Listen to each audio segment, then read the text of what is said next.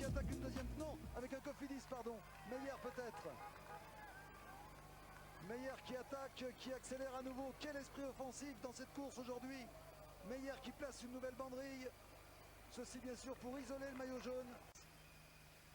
Je vous rappelle qu'il y a devant Massy, Bourguignon, Rinero, Siandri, Serrano et Faradzine, 6 coureurs, dont un équipier de Bobby Julich, Rinero. Rinero qui est très facile et qui mène sans arrêt dans ce groupe. Christophe Rinero, l'un des héros de cette première partie d'étape. Et Luc Leblanc à nouveau. Luc Leblanc à nouveau attaque. Quelle étape. Luc Leblanc qui attaque et qui revient sur Meyer. Ils sont 3 donc maintenant. 3 avec toujours Rinero de la Cofidis qui fait un énorme travail. Avec lui 2 hommes. Le coureur de la Kelme, c'est Serrano. Et le meilleur grimpeur du tour qui justifie amplement ce maillot à poids, c'est bien sûr Massy. On fait le ménage dans le groupe maillot jaune. On fait également le ménage dans l'échappée. Avec 3 hommes maintenant seulement qui ont pu résister au train d'enfer imposé par Rinero, le coéquipier de Bobby Julich. On retrouve Jean-René. Sommet du Télégraphe, sommet situé au 123e kilomètre. Et je vous assure, la visibilité, 25 mètres. Et 25 mètres de visibilité, pas plus. Au moment où nous terminons cette ascension, toujours cette pluie froide et cinglante sur les visages. Et ce brouillard, je dis 20-25 mètres de visibilité. En fait, on distingue, quand on se retourne, quand on prend un petit peu de champ, on distingue l'avancée du groupe Ulrich par le nombre de phares, de motos et de voitures qui se trouvent derrière. Massy, lui, va s'offrir les points dont il a besoin pour asseoir définitivement son maillot à poids. Rinero passe en deuxième position. C'est donc dans 2 km, 2 km et demi pour ces 3 hommes-là. Bernard, vous pouvez peut-être nous parler de l'ascension à partir de Valloire. Ouais, c'est une pente à environ 7% et qui monte pendant un peu plus de 16-17 km à peu près. Et bon, le Galibier n'a pas de pente hyper difficile. Il y a des cols qui ont des pentes beaucoup plus rudes que cela. Je pense que les pentes maxi avoisinent les 10%, pas beaucoup plus. Mais c'est une pente qui est toujours difficile. Le pourcentage le moins dur est autour de 5,5%. Et même si à un moment il y a un endroit qui s'appelle le plan Lachat, ça n'est pas vraiment plan. Nous voulions interviewer, vous l'avez entendu, Alain Deleuil. Alain Deleuil s'est arrêté pour changer de positionnement d'un vélo sur la galerie de sa voiture. Et nous en avons profité pour attendre le groupe Jan Ullrich. Nous voici ce groupe. Avec toujours Beau Hamburger. Et toujours Boltz qui revient. Redescendu pour récupérer un moment et revient juste derrière Riss.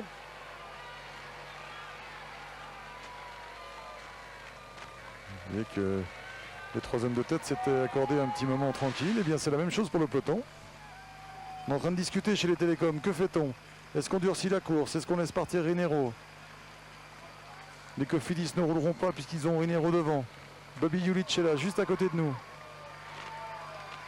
Ah, les télécoms décident de ne plus prendre en main les opérations. Ça peut être un... Bon, j'aime bien le terme, mais c'est un coup tordu. C'est-à-dire que tout le monde peut se regarder, on ne roule plus, et devant, c'est Rinero qui fait la bonne opération. Ça peut arriver, ça. Vous n'y croyez pas, Bernard? Ouais, c'est possible, mais à ne pas rouler comme cela, il risque de s'exposer à des... non, enfin, après tout, qui va attaquer, ce ne sont pas les casinos, puisqu'ils ont Massy devant. Peut-être un coureur de Kelme, si Serrano était rejoint. Eh bien non, c'est un US Postal. Hamilton. C'était Hamilton ou Robin? C'est Hamilton. Et oui, Bernard Thévenet voit le peloton comme ça. Il dit ils vont s'exposer à un contre. Et qu'est-ce qui se passe? Un contre. Un contre d'Hamilton. Ce n'est pas l'Américain qu'on attendait.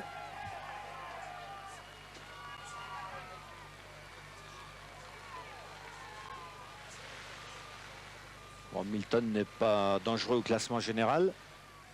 Mais c'est toujours dangereux de laisser partir des coureurs comme cela, parce que ça montre qu'on n'est pas assez vigilant, pas assez fort pour surveiller, pour bloquer la course. Et ça donne des idées aux autres. Et ben voilà. On avait un grand sourire d'Hamilton, c'est parce qu'il voyait arriver du renfort, en l'occurrence Garcia Acosta, le coureur de la Banesto. Jean-Paul. peloton. Et c'est étonnant de la part d'Hamilton, parce qu'Hamilton a été lâché tout à l'heure dans le col du Télégraphe. Il est revenu à la faveur de la descente et qu'il attaque maintenant. Je trouve que c'est très beau. Je vous disais que cette journée était placée sous le signe de l'offensive. Vous avez vu le petit coup de coude de Garcia Acosta, comme pour dire à Hamilton, c'est à toi de prendre le relais. Et au fond, oh là, on ne voit déjà plus le peloton. Le peloton en file indienne pourtant. Ah si. Non, c'est quoi? Ah non. Alors là, on ne comprend plus rien. C'est un contre encore avec Madouas et avec Casero.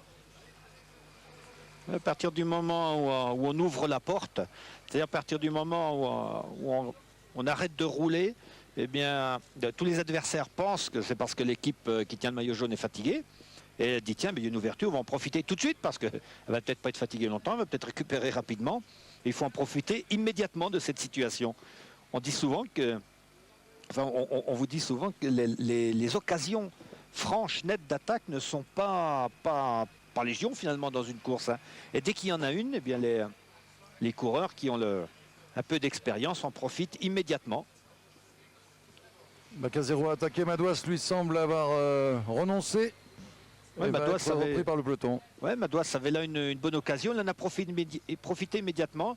Bon, malheureusement, ses jambes ne lui ont pas permis d'aller plus loin, mais c'est bien de la part de Madouas d'avoir vu cette occasion, cette ouverture. Il a tenté, malheureusement, et il n'a pas les moyens physiques de ses ambitions morales. En tout cas, on dit toujours que pour attaquer un maillot jaune, pour qu'il y ait de la course, une ou deux équipes ne suffisent pas. Il faut que ce soit l'ensemble du peloton qui soit animé d'un esprit offensif. C'est exactement ce qui se passe. Et voilà, et vous voyez là maintenant, ça n'a pas sonné le toc 5 encore chez Télécom, hein, mais on a quand même mis Aldag devant, Aldag qui est revenu tout à l'heure, Jean-Paul nous l'a dit, hein, tout à fait de l'arrière et qui va faire maintenant le maximum pendant 2-3 km, le temps qu'il explose franchement, mais il va relancer la machine là. Parce qu'ils savent très bien, les télécoms, que s'ils ne prennent pas la course en main, s'ils ne prennent pas la tête du peloton en imposant un rythme, eh bien ils vont être attaqués comme ça sans cesse. Mais n'aura-t-il pas meilleur compte à laisser partir des garçons qui ne sont pas très dangereux au classement général, comme Hamilton, comme Robin qui partait? Est-ce qu'ils sont obligés de sauter sur tout le monde? Non, mais à force de les laisser partir, on donne un petit peu trop de morale aux vrais adversaires, à ceux qui sont placés au classement général, qui se disent, bon, puisqu'ils n'y vont pas, puisqu'ils sont incapables de contrôler la course, on va faire partir des équipiers à nous devant, et puis après on attaquera à tout va derrière. Alors pour se prémunir, il faut essayer d'imposer un train. C'est ce que font actuellement les télécoms. Jean-René. Oui, Patrick, je suis remonté pour vous apporter la réponse concernant Serrano. Serrano a été décroché tout simplement. Il a environ 250 mètres de retard, ce qui en montée est beaucoup, sur Christophe Rinero et Rodolfo Massi. Donc il y a Serrano, derrière lui deux hommes, Peter Farazin accompagné de Jimenez qui est très très actif. Derrière il y a Siandri, un peu plus loin Bourguignon, et après donc les hommes qui précèdent ou qui sont avec Jan Ullrich. Voilà, nous avons remonté comme ça l'ensemble des hommes pour donner une position de course. Il y a plus de 4 minutes d'écart entre Rinero et Massi qui l'accompagne. 4 minutes d'écart, ça veut dire que Rinero est à 2 minutes 15 du maillot jaune.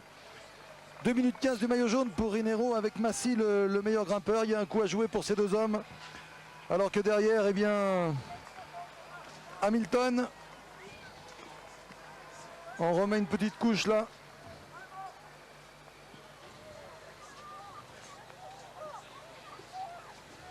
Jean-René. Oui Patrick, je vais aller voir Laurent Biondi, le directeur sportif adjoint. Nous avons entendu il y a quelques instants Alain Deleuil nous parler de la stratégie Cofidis. Avec Alain Biondi maintenant le point pour Rodolfo Massi, car dans un premier temps Laurent Biondi il a marqué des points pour le classement des meilleurs grimpeurs, ce qui était bien, mais maintenant il se retrouve devant avec Rinero. Les consignes. Effectivement, donc c'est vrai que les consignes pour l'instant c'est de continuer à rouler au train, puisqu'ils sont échappés depuis maintenant un certain temps. En plus, vu les conditions climatiques, c'est vrai que les organismes reçoivent énormément. Et puis, je dirais, on fera un premier bilan à peu près à 4-5 km du sommet du Galibier.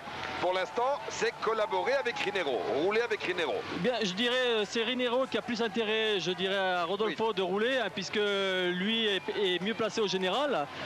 On va attendre encore un peu pour voir la réaction du groupe à Ullrich, et puis peut-être qu'après, il va collaborer encore beaucoup plus. Merci Laurent Biondi. Les deux hommes semblent bien s'entendre en tout cas. La situation de la course, Rinero et Massi devant, Serrano un peu plus loin, Faradzine, Jiménez, Siandri, Bourguignon qui étaient auparavant avec ces hommes donc sont un peu plus loin également. Garcia, Acosta, Hamilton intercalés avant de retrouver le peloton maillot jaune. Toujours emmené par les télécoms. Le peloton qui accélère là. L'écart est supérieur à 4 minutes avec Rinero et Massi.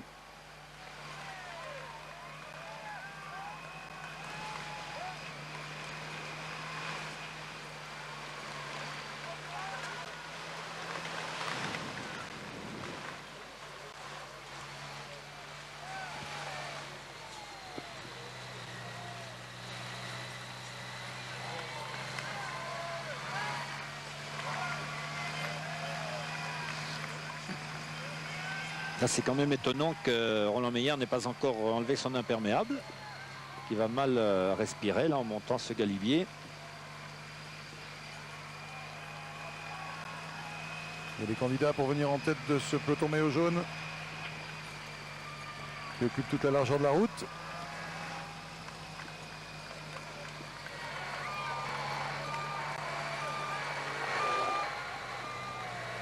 Hamilton semble parti tout seul. Non, c'est l'inverse. C'est Garcia Acosta qui est parti là-bas. Hamilton en difficulté. Et oui, Garcia Acosta a lâché Hamilton.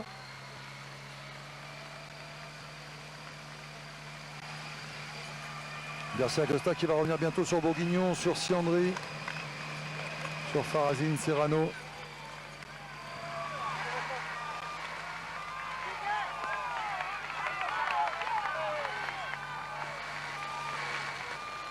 Quelle condition de course.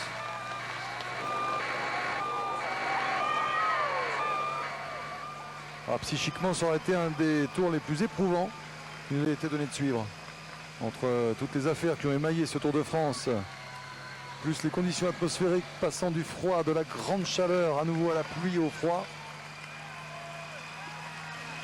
Le Télécom essaye de calmer le jeu là. Ils sont toujours présents, mais avec un train beaucoup moins soutenu. Ça y est, Meyer a enlevé l'imperméable. On va donner les moyens d'attaquer. Bourguignon qui va être repris sans doute par Garcia Acosta. Jean-René. Oui, Patrick, je me suis arrêté à 10 km du sommet du Galibier. Les deux hommes de tête, Rinero, Massi. Leblanc, Luc Leblanc attaque à nouveau. Attaque de Luc Leblanc avec les Cofidis qui réagissent aussi. Nouvelle attaque contre le maillot jaune. Dans cette journée définitivement placée sous le signe de l'offensive, Luc Leblanc attaque pour secouer à nouveau le groupe maillot jaune. On va être attentif à la réaction devant ce groupe. Meyer est là. Bjarne Riis également. Udo Bolz aussi. Ulrich dans leur roue. Nouvelle banderille placée par Luc Leblanc. Oh là là, je crois que c'est Bjarne Riis qui s'est écarté là-bas, qui ne parvient plus à suivre. Ou Bolz plutôt. Enfin, un des deux télécoms en tout cas a lâché prise. C'était Bolz, semble-t-il. Luc Leblanc a fait snap pour isoler le maillot jaune. Et bien c'est en train de marcher. Il n'y a plus qu'un seul équipier, Bjarne Riis, qui n'était pas en très très grande condition. Mais il y a à nouveau une attaque ici. Meyer peut-être. Accélération de Meyer, mais Luc Leblanc est toujours en tête.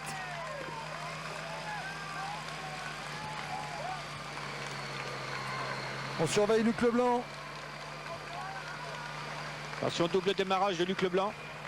Luc Leblanc qui avait gagné au Takam dans la pluie et le brouillard également. Il se retourne pour voir Jan Ullrich. Jan Ullrich est là et bien là. Mais Bobby Julich aussi très bien placé. Escartine à gauche de votre écran.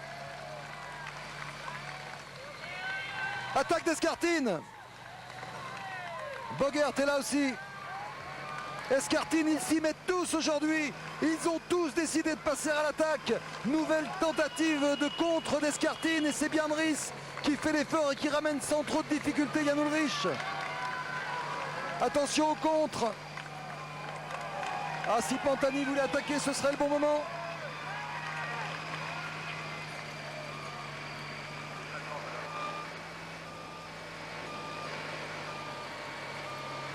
Tout ce travail va se payer pour les équipiers, enfin pour l'équipier même maintenant, on peut dire, de Jan Ullrich.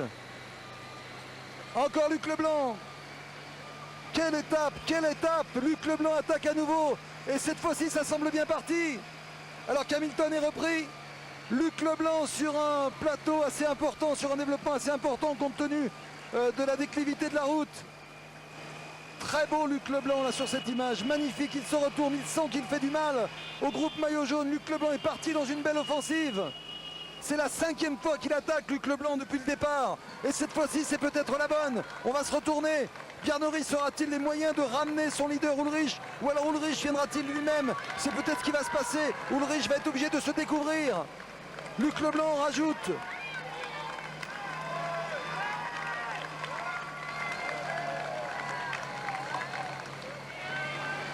Luc Leblanc qui n'est qu'à 4 minutes et 16 secondes au classement général, qui sait qu'il a un gros coup à jouer, mais il va falloir de la force, il va falloir des jambes. Voilà, Luc Leblanc rajoute encore, c'est bien parti pour Luc, Jean-René. Oui, effectivement, Patrick, c'est bien parti. Et en plus, à l'instant, il bénéficie d'un point de mire. Enfin, il a bénéficié, voilà, exactement. Il vient de le doubler à l'instant. Et voilà Luc Leblanc qui a déposé. Escartine, Bogert sont partis aussi. Escartine et Bogert sont en train d'attaquer à leur tour. Ils sont derrière, effectivement, ils sont derrière, juste derrière Luc Leblanc. Ils viennent eux aussi de doubler Thierry Bourguignon. C'est difficile pour Bjarne Riis de contrer toutes ces attaques. Tout le monde s'y met. Bogert, Escartine. Les Cofidis qui avaient lancé Rinero, Luc Leblanc maintenant. Luc Leblanc qui insiste. Va-t-il obtenir le renfort de Bogert et Escartine? Si c'est le cas, c'est un gros coup à jouer. C'est ce qui va se produire sans doute si Bjarne Riis ne parvient pas à ramener Ullrich. C'est le cas. Bogert et Escartine reviennent sur le blanc. 3 hommes maintenant. C'est un gros coup qui est en train de se jouer dans ce tour avec le blanc qui relance. Bogert a du mal à revenir sur lui. Ullrich inquiet qui regarde vers Riis. Bjarne Riis ne peut pas ramener Soulsbond. Ullrich est là au marquage. Ullrich va être obligé de se découvrir et d'y aller lui-même. Il se retourne et Pantani est là tout près. Pantani prêt à surgir. C'est le grand moment de ce Tour de France dans le Galibier comme on nous l'avait promis. Ullrich isolé, sort Bjarne Riis, c'est là. Bjarne Riis qui ne sert plus à rien là, qui ne mène plus devant Ullrich. Ullrich va devoir se découvrir. Ullrich est là, prêt à bondir, Pantani également.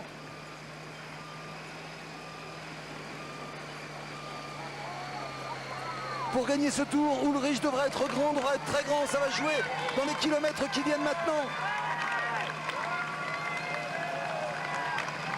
Pantani peut attendre encore un peu, je pense qu'il peut attendre que le trio Leblanc... Voilà, Ullrich est obligé de prendre en main les opérations. Et il se soumet au contre ainsi. Il fait des efforts tout seul. Ullrich, Bobby Ullrich est dans sa roue. Il se retourne, Ullrich, il est inquiet. Il est dans une mauvaise situation. Mauvaise situation psychologique pour Ullrich, obligé de faire le travail. Tout le travail et de s'exposer ainsi au contre. Alors on peut le dire ici vraiment, si Ullrich gagne ce Tour de France, il le gagnera seul, il le gagnera comme un très grand champion. L'an passé, son équipe était dominatrice. Eh bien, Ullrich est parti. Ullrich accélère pour tenter de limiter les dégâts. C'est ça qui va se passer aujourd'hui, on le disait tout à l'heure. Et Ullrich est dans sa roue. C'est le match qu'on attendait. Les deux hommes qui partagent les premières places du classement général. Ullrich a attaqué, mais Bobby Ullrich est prêt à le contrer. Pantani va revenir aussi au fond là-bas, on le voit. C'est le grand match qu'on attendait. Les hommes vont tenter de revenir sur le trio Leblanc, Escartine et Bogert. Jean-René. Oui, Patrick, nous sommes juste avec Escartine qui a pris le relais, ce qui est important bien sûr pour Luc Leblanc. Escartine avec à sa gauche Michael Bogert, champion de Hollande, et juste derrière Luc Leblanc. Et nous voyons actuellement Jan Ullrich qui est en train de revenir. Il est en train de boucher le trou et il est suivi par Bobby Ullrich et par Marco Pantani. Jan Ullrich va réussir, je pense, dans quelques instants à effectuer la jonction avec le trio. Plus que 3 ou 4 mètres. Et Ullrich sera revenu sur le groupe de Luc Leblanc.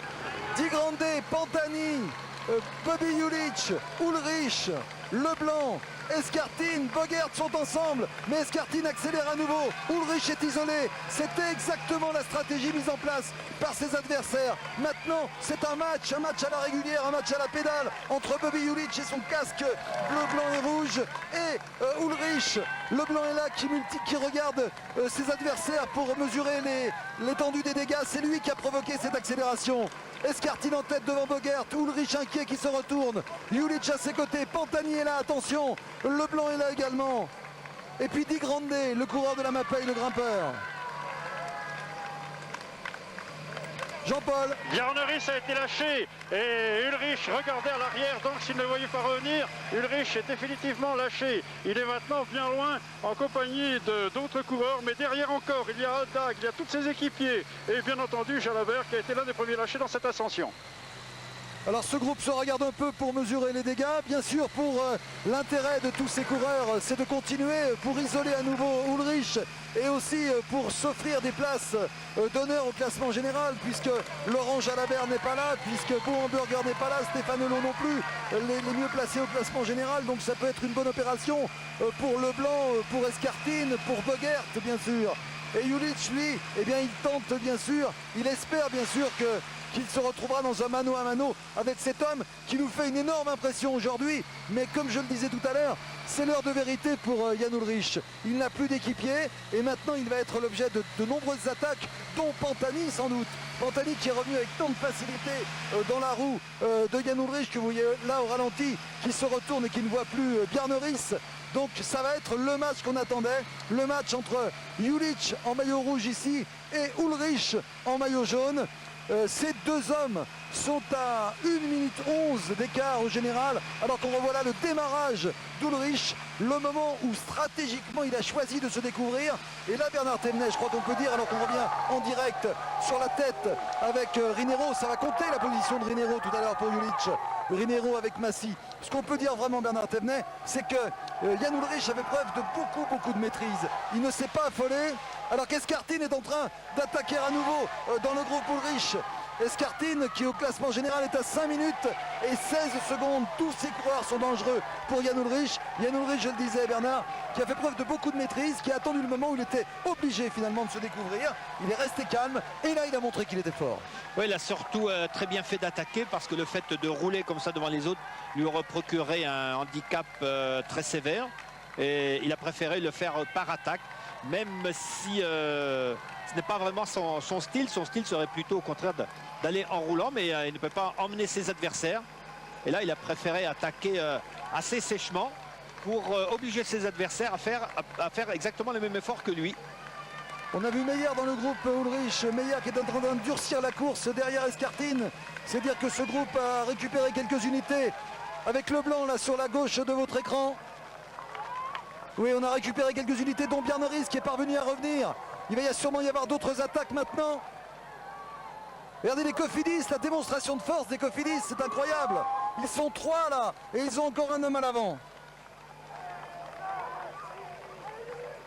Livingstone ici qui vient mettre sa pierre à l'édifice. Livingstone, le 3e homme, le 4e homme même, avec Meyer, avec Julic, avec Rinero. Livingstone qui durcit la course.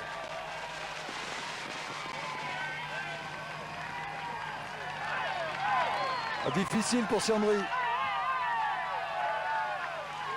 qui a vu fondre sur lui Escartine. En pur grimpeur, Escartine a choisi le moment d'attaquer. Je suis surpris que Marco Pantani ne le fasse pas lui aussi.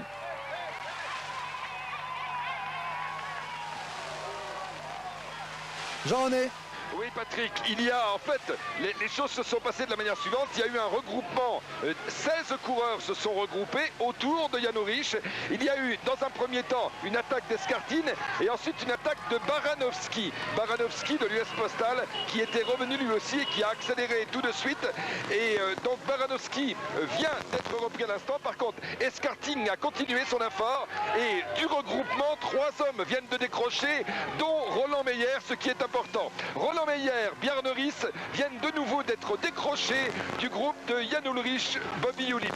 Roland Meyer et Bjarne Riis décrochés. Ce qui veut dire à nouveau que Ullrich est isolé.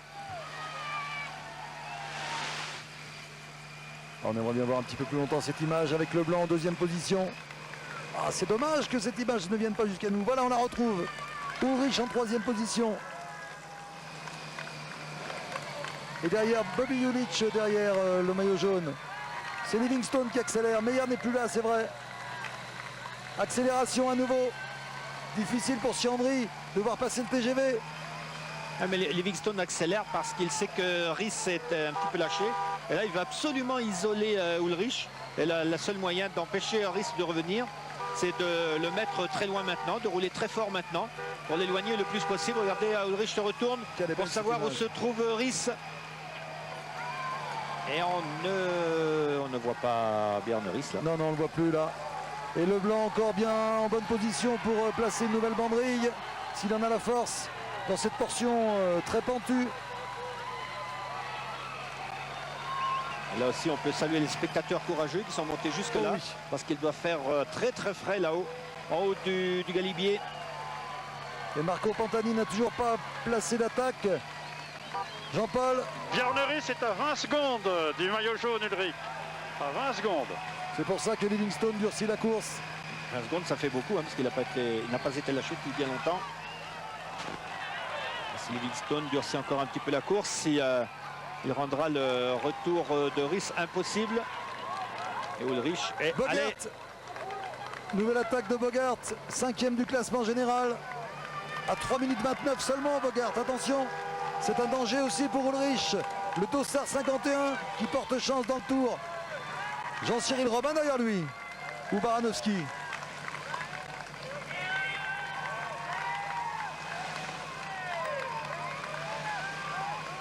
Nouvelle accélération encore de Livingstone là. Livingstone avec Résume, hein, je n'en suis pas certain. On aurait dit Monsieur Stanley. Private joke. Voilà, un imbécile il y avait longtemps. Histoire de vous rappeler qu'il y a toujours ces deux hommes en tête, Rinero de l'équipe Cofidis qui mène ici devant Massy. Tarazin, une reprise par Escartine. Jean-René. Oui, alors que Luc Leblanc va encore accélérer. Dans le groupe, il y a Luc Leblanc, Jan Ulrich, Marco Pantani, Bobby Julich, Jean-Cyril Robin, Di Grande, Piepoli, Michael Bogart. Livingstone vient d'être décroché. Attention à Pantani en 3e position, là derrière Ulrich. C'est Leblanc qui a fait l'effort, Ulrich s'accroche, Pantani est là en 3e position. Bobby Julich tient le coup également. Grosse accélération là de Luc Leblanc. En grande forme, Luc, du grand Lucho. Et Ulrich complètement isolé. Pantani, attention à Pantani, c'est fait, c'est l'attaque qu'on attendait. Marco Pantani attaque, c'est là que le Tour de France peut basculer. Attaque de Marco Pantani, quand Marco part, il est impossible d'aller le chercher. Si Marco Pantani insiste, c'est fait. Luc Leblanc vient avec lui. Marco Pantani, Luc Leblanc, attaque conjuguée des grands adversaires d'Ulrich. Si les deux hommes se relaient, ça risque d'être terrible pour le maillot jaune. Marco Pantani est parti, quelle force de la part de Luc Leblanc. Il ne faut pas s'accrocher, il ne faut pas exploser. Il faut rester au train derrière Pantani. Pantani qui en remet une deuxième accélération qui risque d'être fatale à Leblanc. Mais si Pantani part maintenant dans l'ascension du galibier, ça veut dire qu'il ne vise pas seulement la victoire d'étape, mais aussi le classement général. Tout peut basculer dans ce Tour de France. Ulrich est isolé, Pantani est attaqué avec Leblanc. C'est le moment de vérité, c'est l'heure de vérité pour le maillot jaune qui se retourne. Non, il n'y a plus d'équipier avec lui. Tout se joue maintenant. C'est maintenant, on revoit au ralenti cette attaque de Pantani très pure. Et regardez comme Leblanc a la force de venir le chercher. Pantani ne devrait plus relâcher son effort maintenant. C'est l'heure de vérité du Tour de France 98. Pantani qui a fait un petit moment de roue libre, il s'est retourné, il a vu Leblanc, il a cru que Leblanc ramenait Ulrich et puis finalement il s'est ravisé. Il a vu que Leblanc revenait tout seul, alors il est reparti.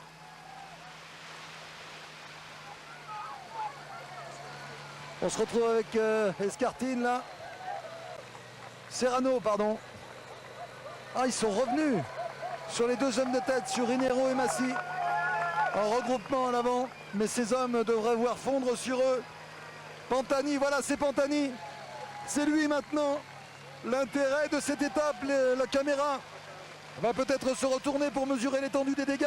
Escartine est déjà là-bas. C'est dire que Pantani a fait un écart considérable, oui.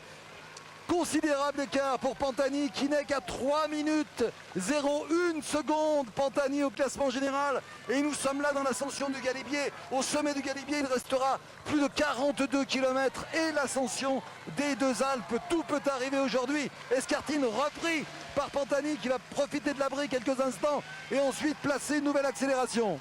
Est-ce que Pantani va essayer d'y aller avec Escartine? Ce serait peut-être son intérêt, Pantani de rester avec Escartine. Mais Escartine pourra-t-il rester dans la roue de Pantani? Pantani sait très bien qu'il y a toute la descente à faire, notamment la descente du col du Lautaret. Mais il y a des hommes devant qui peuvent être des alliés de circonstance, si je puis dire, lors de la descente. Car Pantani, là, semble avoir fait la différence avec le groupe maillot jaune. Le maillot jaune, le voici. Il se retourne beaucoup, il est très inquiet. Di Grande à ses côtés. Robin est là aussi. Julic très calme dans la roue d'Ulrich. Bogart est là aussi. Ulrich isolé qui se retourne, qui regarde tout le monde, qui regarde Julic comme pour lui dire ça t'intéresse aussi de rouler pour ne pas laisser les autres te prendre ta deuxième place au classement général. Mais personne pour l'heure, personne ne veut faire l'effort avec Ulrich qui vit sans aucun doute les moments les plus délicats de sa carrière. Ah, c'est une situation à laquelle n'a guère été habitué l'année dernière. Elle était mise parfois en danger, mais son maillot n'était pas directement en danger, alors que là, Pantani est parti tout seul. Pantani a lâché à nouveau Escartine. C'est le grand jeu que sort Pantani maintenant. Sera-t-il capable de faire cela jusqu'à l'arrivée et de creuser un écart conséquent? On rappelait la fameuse étape de Luis Ocaña qui avait compté 8 minutes 28 je crois d'avance sur Merckx à l'arrivée. Un tel scénario est possible aujourd'hui. Un tel scénario est possible. Tout peut arriver dans cette étape.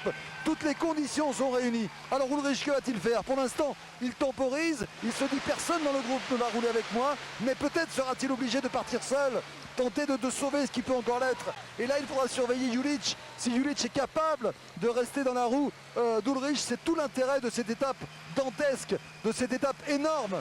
Avec pour l'instant eh bien Ulrich qui temporise et qui attend de mesurer la réaction de ceux qui l'accompagnent dans ce groupe. Jean-René. Oui, je viens d'effectuer un écart. Marco Pantani à 5 secondes, 4-5 secondes. Il y a Escartine, à 22 secondes Luc Leblanc et à 39 secondes, écart qui semble grandir, le groupe de Jan Ullrich et de Bobby Julic. Tout cela au 143e kilomètre 500 au compteur de notre moto, alors qu'il pleut toujours aussi fort et que nous sommes de nouveau dans le brouillard. Et Pantani accélère à nouveau, on le voit sur ces images. Pantani sait qu'il a une chance historique pour lui de marquer de son empreinte de Tour de France, non seulement avec des victoires d'étape, comme il le fait chaque fois, mais aussi avec une belle opération au classement général. Pantani qui relance et qui va retrouver des coureurs, il ne sera pas tout seul Pantani. Devant il y a encore Massy, il y a encore des garçons comme Rinero bien évidemment, et puis comme Serrano, comme Farazine. Jean-Paul à l'arrière. Oui, je sais avec le groupe maillot jaune et Bogart avait accepté un instant de prendre le relais, tout comme Bobby Julich, mais c'est à nouveau apparemment le maillot jaune qui va reprendre les relais. Non, devant il y a encore un autre homme. Il y a un autre homme devant lui. Oui, alors que derrière c'est vraiment le grand ménage. Il y en a partout. Di Grande qui assure un train, mais j'appelle ça un faux train. Hein. Tout à fait. Regardez Ulrich, il revient sans problème sur le côté. Si Ulrich veut éviter le pire, c'est pas avec un train comme ça qu'il va y arriver. Vous êtes d'accord, Bernard? Oui, je pense que Di Grande a l'air mène un faux train, mais qui est quand même un bon petit train. Il a peut-être un compte lui aussi à régler avec Pantani ou avec la Mercatone. L'autre jour, on avait vu Piepoli rouler derrière Pantani dans les Pyrénées. Et renseignement pris, c'était tout simplement un compte à régler du Tour de Suisse. Alors, voilà, là, il roule pas vraiment. Non, mais là, non, là, il s'est écarté. Et Ulrich est obligé de rouler, Julich dans la roue. Bogart tout à l'heure a passé un relais. Voilà, Godefroot va venir l'encourager, lui donner les indications à suivre. Face à Pantani, il n'y a pas beaucoup d'indications à suivre. Voilà, il peut se retourner, Pantani, il ne verra personne. Il faut qu'il poursuive son effort là. En route vers la gloire, Marco Pantani. Et vous me confirmez, Jean-Paul, que Luc Leblanc est toujours intercalé? Je ne le vois pas, je suis immédiatement derrière le groupe maillot jaune. Et il est certainement encore intercalé, parce qu'il est phase avec le groupe maillot jaune.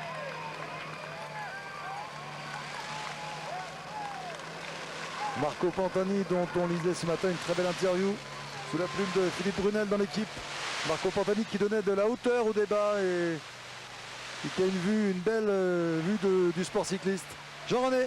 Oui Patrick, au 145e kilomètre, c'est-à-dire à environ 2 km du sommet du Galibier. Pantani possède 11 secondes d'avance sur Fernando Escartin.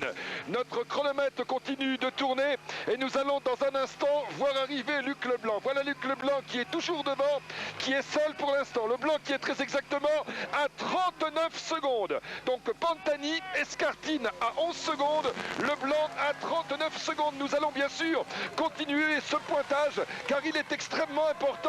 Vous voyez que l'écart augmente avec le groupe de Jan Ullrich et de Bobby Julich. Voilà, nous sommes à 56 secondes, 57, 58, 59 la minute.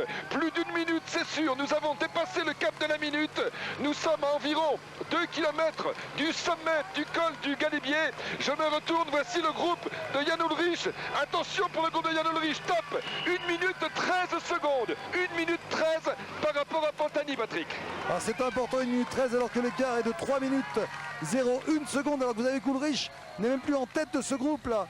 Il s'est écarté, Ullrich, et là il remet son sort entre les mains de ses adversaires partenaires tout à coup, avec Robin qui roule, avec Julich dans sa roue.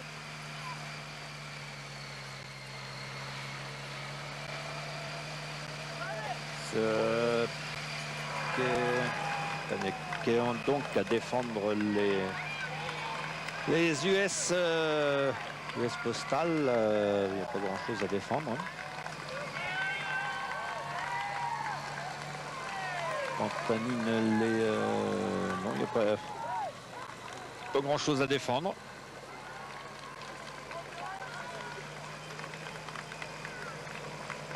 Peut-être aller demander à Johnny Wells.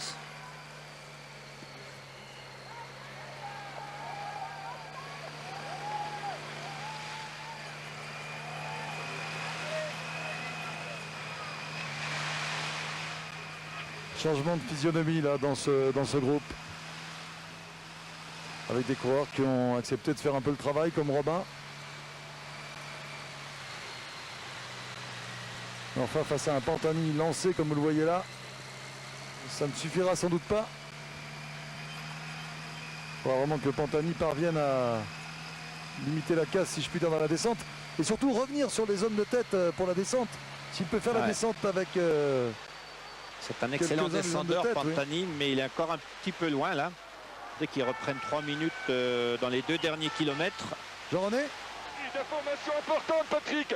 Marco Pantani est dans les voitures. On peut imaginer qu'avant le sommet du col du Galibier, Marco Pantani sera revenu sur Christophe Rinero. Il les a maintenant en point de mire. Nous sommes remontés. Rinero est parti seul. Rinero part seul. Et Marco Pantani a en point de mire sur sa droite. Il a en point de mire ceux qui accompagnaient Rinero, Patrick. Alors qu'il fait un froid glacial ici.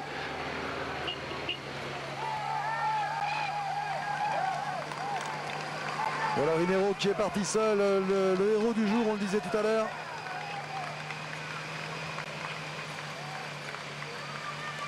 Ah, on a du mal à vous proposer des images dans ce Galibier. Et voilà le monsieur qui court là et qui empêche Rinero de démarrer. Regardez Ullrich, vous le sait positionner. Ouais, c'est une tactique. C'est une bonne tactique puisqu'il oblige ses principaux adversaires à rouler. Moi je ne parle pas de ses adversaires, je dis franchement que j'essaierais plutôt d'attaquer, mais eux pensent que eux c'est certainement bon, c'est leur choix. Hein. Ils ont choisi de rouler parce qu'ils pensent qu'ils en tireront de meilleurs profits que d'attaquer. Mais Bobby Julich là pourrait attaquer sur la gauche de la route.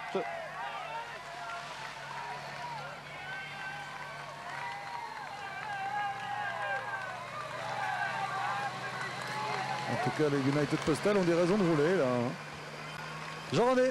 Oui Patrick, il tombe de la neige fondue, je vous assure, il fait vraiment très très froid alors que nous ne sommes pas encore au sommet du Galibier. Serrano a été décroché, Marco Pantani est maintenant avec Jiménez et avec Rodolfo Massi. Donc il y a Rinero, juste derrière, ils l'ont en point de mire. 3 hommes, Jiménez de la Banesto, Rodolfo Massi qui porte le maillot blanc en pois rouge et Marco Pantani, Rinero. Écoutez, nous sommes derrière les Accélération de Jülich. Rinero est 20 mètres derrière eux. Accélération de Bobby Jülich.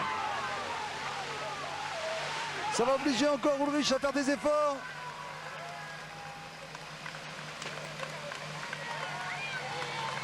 Alors que Pantani poursuit son effort, lui, à l'avant. Et qu'on vous le rappelle, Rinero est seul en tête pour la fin de l'ascension du Galibier.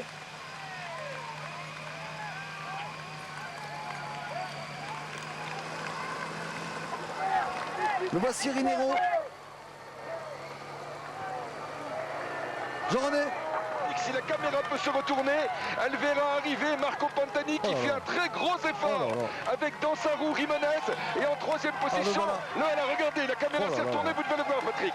Alors, c'est incroyable, vraiment Pantani a fondu sur ses hommes. Les derniers écarts étaient supérieurs à 2 minutes. Et Pantani revient comme un avion ici. Marco Pantani comme un avion qui va revenir sur Rinero. Quel numéro! L'écart entre Pantani et Ulrich au sommet va être très très important à noter. C'est un avion, c'est une fusée Pantani, comme dans le Tour d'Italie, en pur grimpeur qu'il est. Attention à ne pas gêner Jiménez là qui est derrière Pantani. Pantani va reprendre Rinero. Voilà, Pantani qui râle. Voilà, il est maintenant en tête de l'étape. Rinero va tenter de s'accrocher. Rinero qui semblait assez frais, mais c'est difficile de suivre Pantani. Pantani, Rinero. Voilà, Rinero arrive à s'accrocher, Christophe, pour l'instant. C'est beaucoup plus difficile pour Jiménez. Rinero s'accroche, Jiménez tente de revenir au sprint, mais il va le payer. Pantani aurait intérêt à mollir un petit peu maintenant, à laisser revenir Jiménez, à laisser revenir d'autres coureurs. On peut penser que Rinero refusera de rouler avec Pantani, puisque si Rinero venait rouler avec Pantani, il risquerait de faire perdre la place, la seconde place de Jülich. Voici Jiménez qui est revenu. On va passer au souvenir Henri Desgranges au sommet. Le souvenir Henri Desgranges, c'est le point culminant du Tour de France. C'est en hommage, bien sûr, à celui à qui on doit ce Tour de France, créé en 1903. Dont on fêtera donc le 100e anniversaire en 2003 dans un tour qui sera sans doute un tour particulier. Et les US Postal, qui ont toujours visiblement quelque intérêt à rouler là.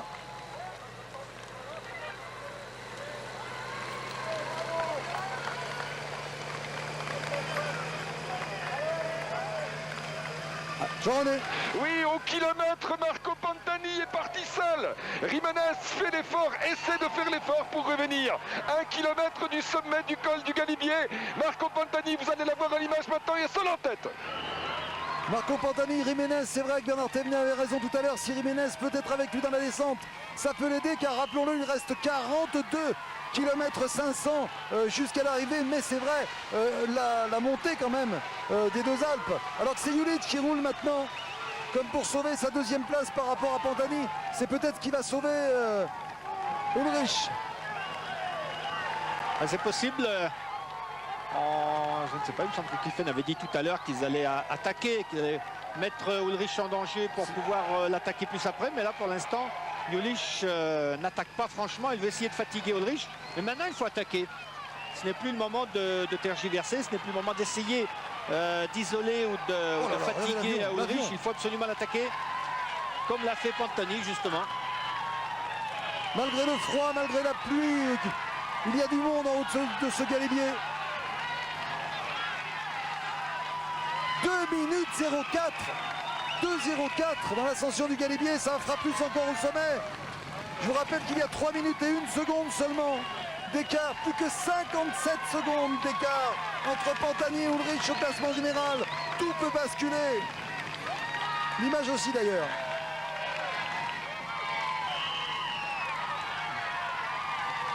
Voilà, on s'offre un petit ralenti de Pantani. Jean-René. Oui, Patrick, Christophe Rinero est en grosse difficulté dans le final de ce col du Galibier. Il a été décroché, il s'est mis en danseuse, Christophe.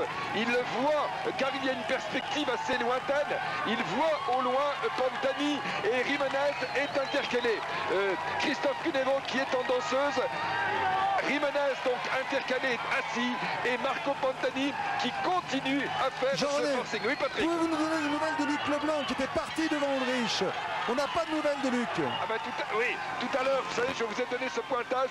Nous allons essayer de nous arrêter et d'attendre et de déclencher à ce moment-là un pointage avec Marco Pantani. Voilà, on va essayer d'avoir des nouvelles de Luc quand même. Bon, il est très bien placé, mais il est entre les deux caméras. Donc pour l'instant, on n'a pas de nouvelles de Lucho. Pantani qui continue son effort là. Jean-Paul.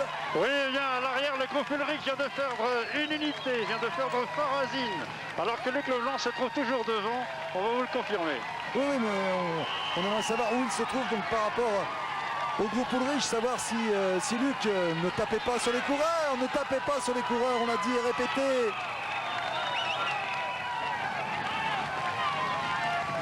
Jean-René. Oui Patrick, nous sommes au virage du dessus. Monsieur, écartez-vous s'il vous plaît, merci. Nous sommes au virage au-dessus, la route en contrebas et nous voyons Luc Leblanc qui est seul, suivi par la voiture de Gianluigi Stanga. Voilà, Luc Leblanc qui est seul, mais il est un virage en dessous de nous. J'ai déclenché mon chronomètre. Il y a déjà 57, 58, 59. Voilà, une minute que Marco Pantani est passé pour vous dire que l'écart avec Luc Leblanc est très important. Et j'ai vu passer Luc Leblanc, il y avait 41 secondes à mon chrono et je ne vois toujours pas le groupe de Jan Ullrich, je le répète, en contrebas alors que nous sommes à un peu moins d'1 kilomètre du Galibier. À mon avis, il y aura pas loin, peut-être que Pantani sera virtuellement le jaune au sommet, Patrick, c'est pas impossible. Pantani en tout cas avait un soigneur avec lui en haut là, enfin un équipier entre guillemets pour lui donner un ravitaillement et un imperméable. On l'a entendu hurler, allez Marco, il savait que tout pouvait se jouer maintenant, alors que Ullrich là mène un faux train et que c'est vrai que s'il le pouvait il devrait attaquer Ullrich.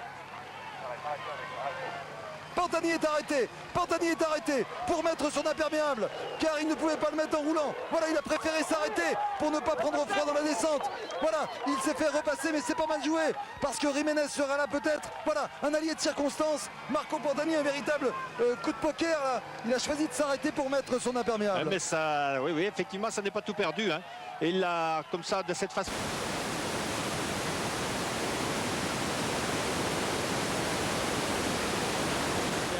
Technique, mais après la descente du Lotaré nécessite d'être au moins 2, ce serait 3 ou 4, c'est plus facile, mais au moins 2 personnes pour pouvoir récupérer de temps en temps. Vous voyez que c'est très difficile pour les coureurs de s'abriter du froid dans les descentes.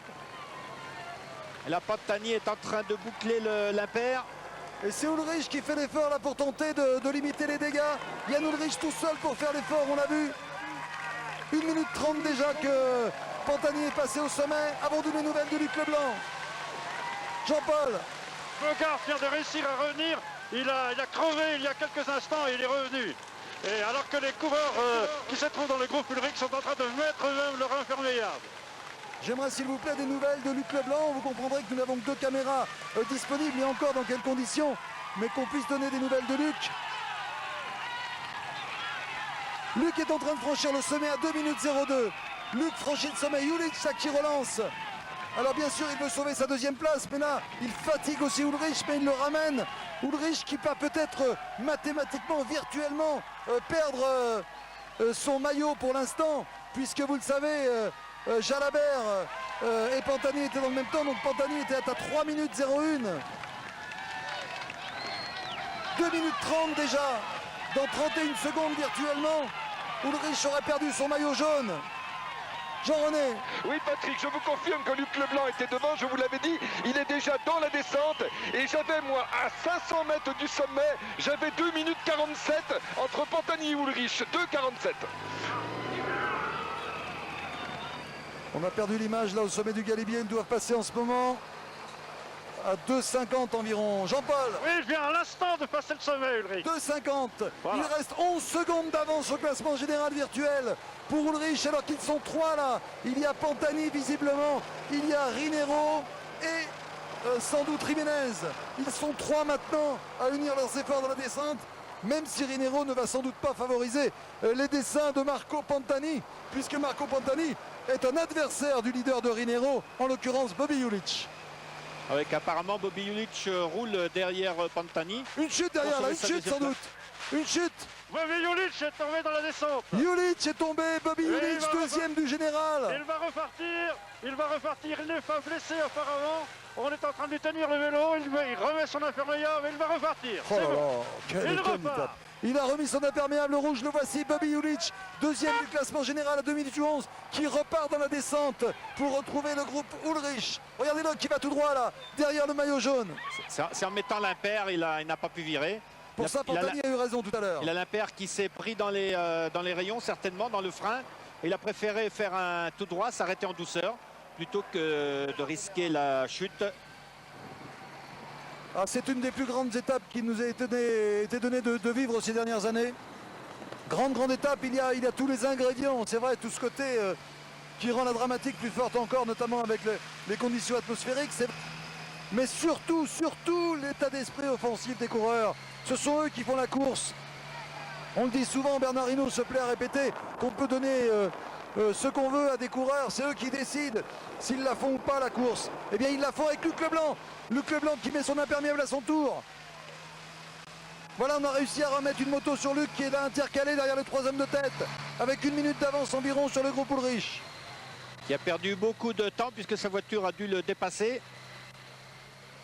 Ah, c'est très difficile, la pente est très raide dans ce passage-là, on ne peut pas lâcher le... Michel dit qu'il ne comprend pas comment ils n'ont pas tous pensé à mettre ça avant le sommet, à mettre l'imperméable. Ça voudrait donc dire que parmi tous les coureurs, finalement, c'est le plus jeune qui fait preuve peut-être du plus de lucidité, en parlant d'Ulrich.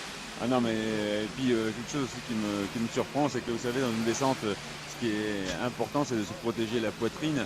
Et il est possible de mettre l'imperméable à l'envers, c'est-à-dire le mettre dans l'autre sens, afin de ne pas être gêné. Et comme vous disiez, c'est le faire juste à la bascule, le garder avec soi. Bon, peut-être des petites erreurs, mais c'est vrai qu'on est très rarement confronté à de telles conditions climatiques. Et ça continue. Je crois que tout le monde est surpris un peu de la température qu'il y a dans la descente. Bon, 4 degrés, hein, 4 degrés au sommet. Imaginez que Bobby Julich vient de rentrer sur Jan Ulrich et il avait perdu quand même beaucoup de temps et il est déjà là. Je sais pas, je crois que aussi Ulrich essaie de mettre son imperméable. Et je crois que là on est vraiment confronté à des conditions climatiques extrêmes et les coureurs sont un peu surpris. Et finalement, compte tenu de ce qui s'est passé, on peut quand même dire que Pantani était très malin en s'arrêtant et en changeant. On a eu peur pour lui parce qu'on n'a pas tout de suite compris. Ouais, j'ai l'impression que normalement, un coureur devrait ne pas s'arrêter pour le mettre, c'est-à-dire le mettre juste avant le sommet, c'est-à-dire que se ménager 50 mètres en ralentissant fortement, se mettre son imperméable et ne pas prendre le risque d'essayer de le fermer dans la descente, parce que la descente, ça descend très vite. Et c'est quand même un risque supplémentaire. On l'a vu avec Bobby Julich qui était avec son imperméable sur son guidon et il a fait un tout droit et bon, il a fini derrière le camping-car. Quand on l'a vu disparaître comme ça, j'avoue que j'ai eu crainte. Je me suis dit c'est pas possible, on va pas avoir le coup de Casagrande. Et plus de peur que de mal. Je rappelle que bien avant de faire du vélo, Bobby Julich a fait du ski, il fait aussi du baseball, mais du ski de manière très intéressante d'ailleurs. C'était un spécialiste de slalom et que normalement le sens de la trajectoire c'est pas mal et que logiquement Julich devrait même pouvoir être en mesure de descendre mieux que Ulrich. Rinero n'a pas su mettre l'impair. Oui, avec cet impair comme ça aussi de Jiménez, regardez, flottant. Question tellement de parler d'aérodynamisme maintenant. Ouais, vous voyez, Jiménez, il a un imperméable, mais malheureusement pour lui, il est ouvert, ce qui fait que sa poitrine n'est pas protégée. On voit Rinero qui cherche aussi quelque chose pour se protéger la poitrine. Je crois que quelques coureurs doivent peut-être avoir le réflexe de mettre l'imperméable à l'envers. C'était une technique quand on était coureur avec Michel, mais il faudra peut-être leur montrer des images ou leur expliquer comment il faut faire. C'est parfois avec les meilleurs casseroles que... Un vieux pot. Oui. Enfin, je parlais de vous et de Michel, donc... Vous avez hésité à utiliser le terme. L'adjectif vieux. Et oui, quelle étape. Je rappelle donc que lorsque les coureurs ont basculé au sommet de ce col du Galibier, ils étaient à 2645 mètres d'altitude, le toit du Tour. Alors, Rolf Aldag. Jalabert. Oh là là, Laurent Jalabert. Regardez l'écart. Il est en train de perdre toute chance de monter sur le podium et on l'avait compris très vite. Jalabert fait partie de ces coureurs qui ne peuvent pas nous bluffer. Où il est bien, il est devant, où il n'est pas bien, il est derrière. Et regardez les écarts, et c'est pas fini. C'est pas fini. Ah, quel contraste avec la facilité avec laquelle il passait au sommet du col de la Croix de Fer et où il basculait le premier dans la descente.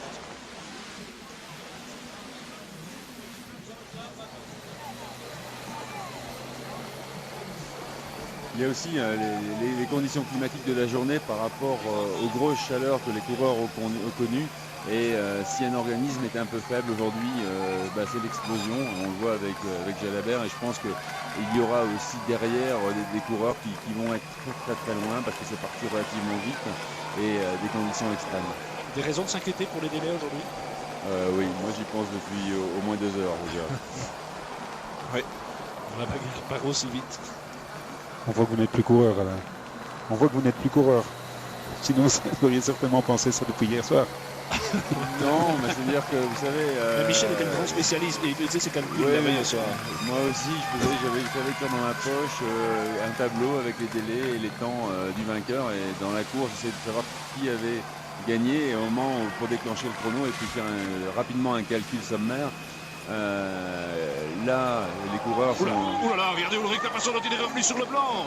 Ah, il fait une descente de grande classe là manifestement. Il est en train de tout tenter. Ou alors c'est vraiment le blanc qui fait du surplace, mais je peux pas croire ça, non. Ulrich joue son va-tout dans la descente. Le blanc doit être frigorifié et c'est pour ça qu'il n'arrive pas à descendre. C'est un peu le problème, quand on a froid, on n'arrive plus à descendre. Donc pour en revenir au délai, c'est vrai qu'on pouvait penser que la Croix de Fer serait montée relativement calmement. C'est parti dès le départ et c'est pour ça que je disais que depuis la Croix de Fer, je me dis oh là là, il y en a certains qui vont briser la correctionnelle et qui risquent peut-être de rentrer à la maison ce soir. Et dans ces conditions, permettez-moi encore une fois de rendre hommage à ces coureurs. Tous, que ce soit Pantani qui va probablement, sauf surprise, gagner l'étape. Bogert en difficulté là dans ce virage, mais que ce soit Pantani, y compris le dernier, celui qui arrivera le dernier, mais aujourd'hui. Ce sont des hommes avant tout, mais ce qu'ils font sous vos yeux, parce que déjà si les conditions sont difficiles pour la télévision, imaginez sur ce vélo, c'est... Et ce qui est impressionnant aussi, c'est Jan Ullrich. Vous avez vu comment il a passé Luc Leblanc et un Bogart n'arrive pas à le suivre. Il est en train de creuser l'écart avec Bogart et avec Saint-Amand Julich qui doit être derrière normalement. Nous qui pensions qu'il y avait des progrès à faire en descente, là il nous bluffe totalement. Il est en train de faire probablement sa descente la plus impressionnante depuis qu'il est dans le Tour de France. En tout cas, celle qu'on peut voir à la télévision. Pantani n'a pas fini. Alors que les coureurs arrivent maintenant au niveau du col du Lautaret. Et que c'est un passage qui fut fréquenté d'ailleurs par les Romains. La route actuelle date de 1804. Et un jardin alpin comporte des massifs de rocailles. Ils sont cultivés plus de 3000 espèces de plantes sauvages de montagne. L'université de Grenoble, on est parti ce matin, il a d'ailleurs installé un laboratoire pour la flore. Et donc c'est la descente, toujours la très longue descente, qui va nous amener jusqu'à la Grave et puis au barrage de Chambon. Et c'est là que les coureurs iront chercher, une fois entrés dans le département de l'Isère, l'ascension finale, celle du Deux Alpes, classée première catégorie.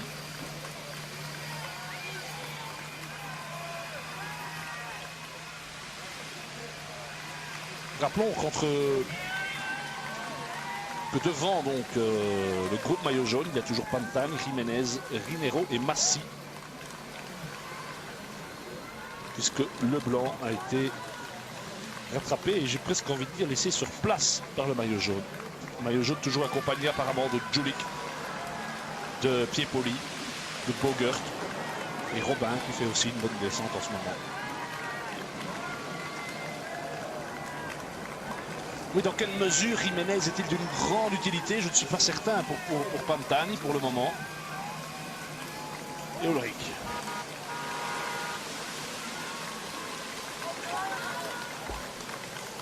À noter que Jan Ullrich et Piepoli n'ont pas mis d'imperméable.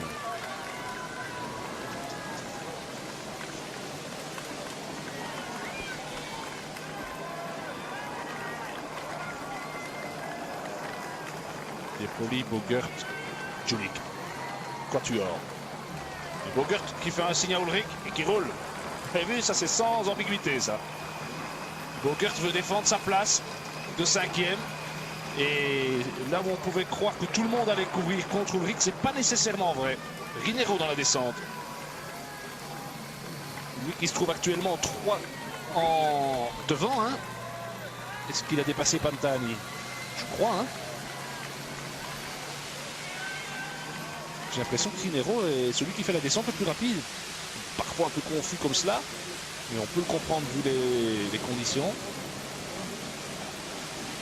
Bogert pour le moment, mais je ne veux pas être méchant, il me fait penser un petit peu à ce petit élève qui n'est pas sûr de réussir son examen et qui vient un peu frotter la balle à tous les profs. Là. Je vais dire un petit mot à Jan Ullrich. Hein. Même chose avec Julik maintenant, je les trouve un peu, je sais pas.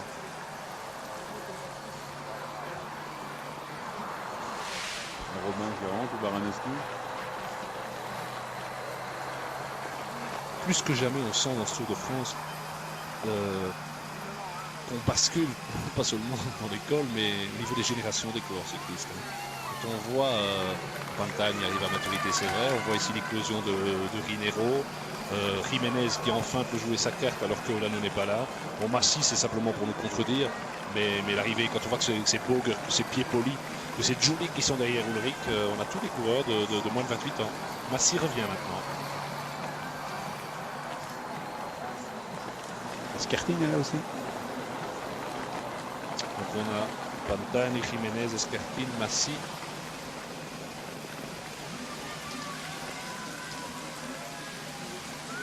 Ça veut donc dire que Pantani ne prend pas tous les risques dans cette descente. Mais il lui reste encore 9 km d'ascension. On fera le point, ce serait intéressant de voir quand même, parce que répétons que l'écart était de 2 minutes 49 en faveur de Pantani sur Ullrich. Je me demande si l'Allemand n'est pas en train de reprendre du temps. Oui, voilà, confirmation. Oui, il va beaucoup plus vite. Ça peut paraître surprenant, mais ça veut dire que l'Allemand est encore lucide, parce qu'il peut encore prendre des trajectoires et qu'il est encore relativement frais. Et je rappelle quand même que l'ascension finale, elle sera quand même favorable à Pantani, qui normalement doit prendre du temps en Ullrich, mais les pourcentages sont beaucoup moins favorables à l'Italien que lors du Galibier. Ouais, il est clair que Pantani grimpe, c'est Massy qui... Non, bon, parfois quand on a ralenti, c'est qu'il se passe quelque chose, voilà. Mais c'est peut-être tout simplement un décrochage.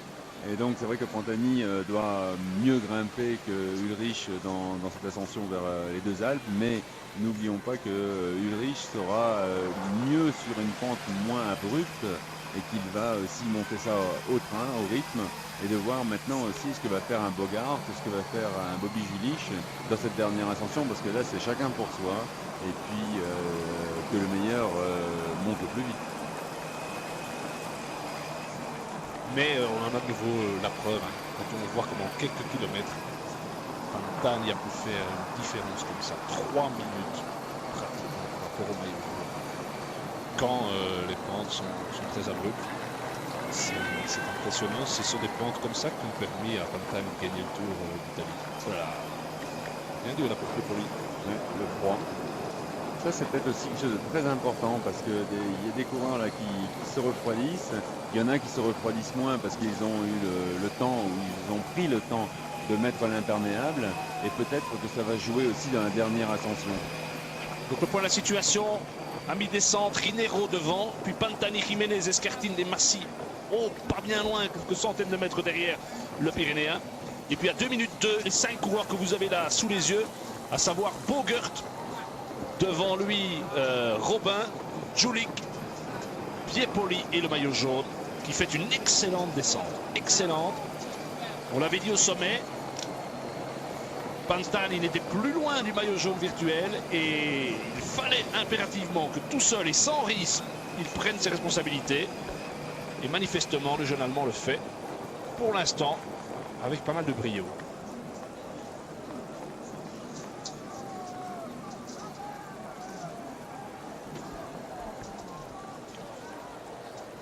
c'est vrai que depuis que Bjarne Riis a laissé Jan Ullrich seul, c'est vrai que Jan Ullrich s'est vraiment comporté en patron parce qu'il a su vraiment gérer toutes les attaques. Et bon, Pantani, c'était pour lui impossible d'aller le chercher et de ne pas le laisser partir parce que c'est vraiment un grimpeur explosif. Mais autrement, avec ses autres rivaux, il arrive à très bien négocier le problème. Retour de 3 hommes, dont celui-ci, Peter Farasin, qui s'accroche, qui va être au pied des 2 Alpes avec le groupe maillot jaune, c'est merveilleux. L'autre qui est revenu avant lui, c'est Di Grande et Beltran aussi, le coureur de l'équipe Banesto. Et c'est une image qui nous laisse, moi, qui me laisse un peu perplexe parce qu'on a l'impression qu'Ullrich descend pas mal, mais d'un autre côté que Beltran et Farasin reviennent sur lui, ça met un petit bémol quand même à notre analyse. C'est vrai qu'on a vu Jan Ullrich à un moment donné descendre très vite et je crois que c'était pour un peu regrouper le groupe avec lequel il a basculé parce que c'était un peu la débandade au début de la descente. Et par rapport à un Pantani qui descend normalement très très vite, qui prend beaucoup de risques, on le voit là jouer un peu la sécurité. Pourquoi? Parce que maintenant il est en tête. Est-ce qu'il pourrait prouver que Pantani vise que l'étape et le général, si jamais ça arrive, c'est une bonne chose, mais c'est pas sa priorité. Oui, il faut dire aussi que le début de la descente du Galibier est presque une ligne droite aussi, et que maintenant ils sont dans des endroits où il y a beaucoup plus de virages, où les virages sont beaucoup plus serrés aussi. Et retour de Blanco à son tour, le jeune espagnol. Les premiers sont à 25 km de l'arrivée. Oui, donc on va même pas à l'allure où ça va et avec le temps qu'il fait, avoir l'occasion de découvrir la Grave. 23 km et demi de l'arrivée. Et de nouveau le ralenti de Jan Ullrich. Et l'homme de tête, Christophe Rinero, qui fait vraiment une étape de toute beauté. Je revois mes notes parce que c'est vrai que se souvenir de tout en parlant, c'est pas facile, mais si je regarde quand même, Rinero, il est parti dans le bas de la descente du col de la Croix de Fer, donc je dirais aux alentours du kilomètre 75, et nous en sommes, oui, mais ça veut dire quand même qu'il est devant depuis pratiquement 100 km, hein, pratiquement 100 km. Dire qu'il est parti à Saint-Sorlin d'Arve, un centre de formation de guide de montagne et de grimpeurs de parois. Il en est presque.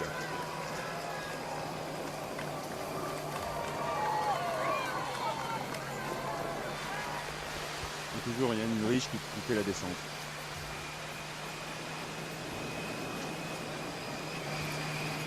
Je veux rappeler aussi que dans les 3-4 derniers kilomètres d'ascension, Ullrich a reçu de l'aide.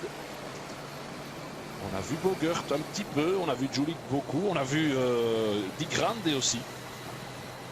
On ne peut pas dire qu'une fois isolé, une fois orphelin de Riis, il ait dû tout faire tout seul, non? La tête de la course, effectivement, à la Grave. Ravissante église romane du XIIe siècle, une chapelle des pénitents du XVIIe. Les deux communes du Gave et de Villard d'Arène ne comptent pas moins de 50 sommets, entre 3000 et 4000 mètres d'altitude. La Grave est une grande station d'alpinisme du Dauphiné. Et nous nous trouvons maintenant, je calcule un petit peu, à 14 km du pied. Oui, on voit donc Pantani à nouveau donc avec son groupe augmenter davantage un tout petit peu.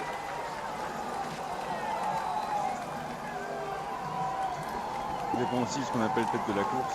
Oui, c'est Oui, Rinero. Mais l'avantage de Rinero ne doit pas être énorme. Et malheureusement, je le répète depuis le début de cette étape intégrale, jamais une seule fois nous n'avons élu l'euro, d'ailleurs par Radio Tour, qui est le complément à l'image que vous avez comme nous sous les yeux. Nous permet d'avoir les écarts, nous n'en avons pas.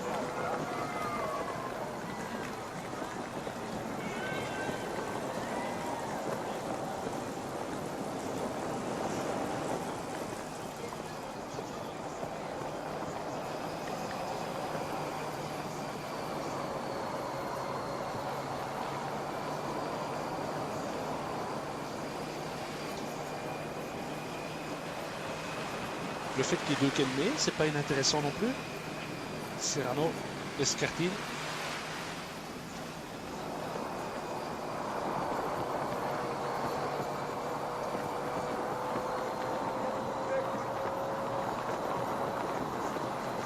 Et donc la montée finale vers les deux Alpes c'est une montée inédite. Elle a été déjà... Disons que le Tour d'Italie avait devancé le Tour de France en choisissant de juger là-bas au sommet une arrivée du Giro. Donc en 1994, c'était Poulnikov qui s'y était imposé. Et la dernière montée de cette terrible journée sera donc longue exactement de 8 km 800, à un pourcentage moyen de 6,8 pour 600 mètres de dénivelé. C'est vrai, les deux Alpes, c'est moins connu, c'est moins difficile que l'Alpe d'Huez. Je qualifierais cette ascension qui se fait en 2 paliers de roulante, mais de cassante aussi. Dans la localité de Mont-de-Lans, il y aura, je dirais, une petite partie plate avant de repartir. La deuxième moitié présente des pourcentages un petit peu plus intéressants. Et là, à défaut, je dirais, des pourcentages qu'il avait dans le Galibier, Pantani va avoir des supporters là-bas, ça je vous assure. La montée vers l'arrivée, elle est italienne. On y parle plus la langue de Dante que le français. Il a déjà le cadre et une partie du maillot en jaune. Peut-il aller plus loin? Pourquoi pas? Avec ce diable d'homme, tout est possible.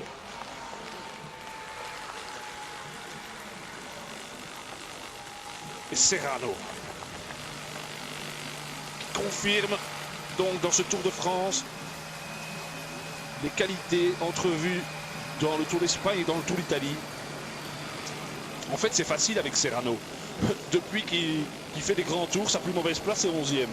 Il a fait 4 grands tours, 3 fois la Vuelta, 2 fois 11e, 1 fois 8e et 1 fois le Tour d'Italie, 8e. C'est assez impressionnant. À 20 km de l'arrivée, les hommes de tête. Ça veut donc dire maintenant qu'ils ne sont plus qu'à 12, même pas 11 km du pied de la montée des deux Alpes. Point de repère pour vous visuel, si c'est possible, c'est un barrage tout en bas, le barrage de Chambon, construit dans un étranglement de la vallée de la Romange. Et le lac a une superficie de 125 hectares, constitue une réserve de 54 millions de mètres cubes. Il a englouti d'ailleurs les hameaux de Chambon, du Dauphin et du Parisien. Luc Leblanc.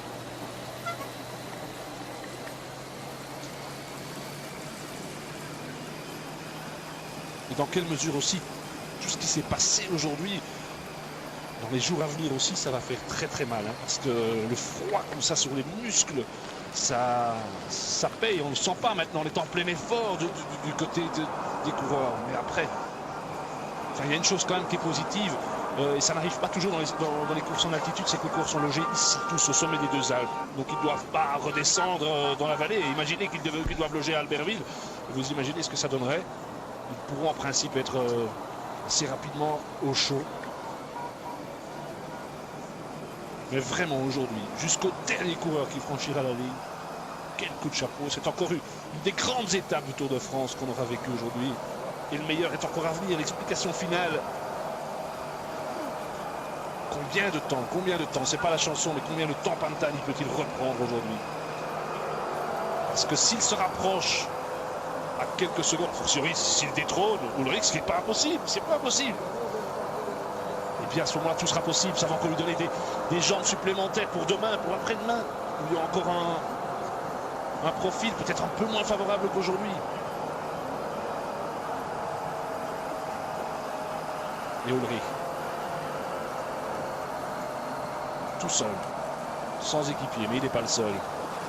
C'est un luxe pour Julik de pouvoir avoir Hinero devant. C'est un luxe pour Escartine d'être avec Serrano.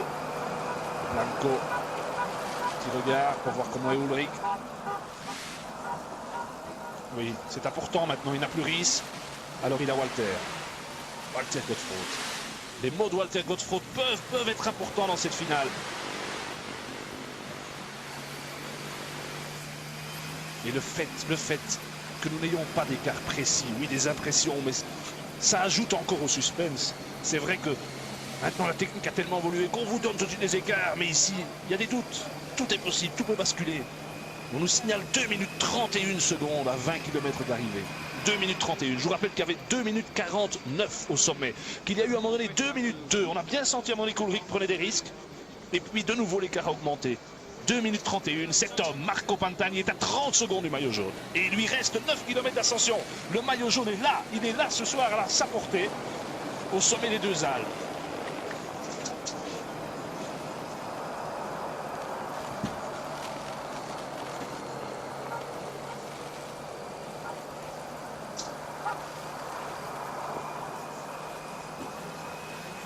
Alain, vous ne trouvez pas qu'à ce stade-ci de la course, ce serait pas mieux que Rinero attende Julik pour monter le dernier col? J'ai l'impression que Christophe commence à être fatigué. Vaut mieux peut-être qu'il reste dans le groupe de tête. De toute façon, dès qu'on va arriver au pied de la montée des deux Alpes, il va certainement avoir un travail très très impressionnant de Pantani, parce que comme le dit Rodrigo, Pantani se rend bien compte qu'il doit pouvoir prendre le maillot jaune à Jan Ullrich aujourd'hui.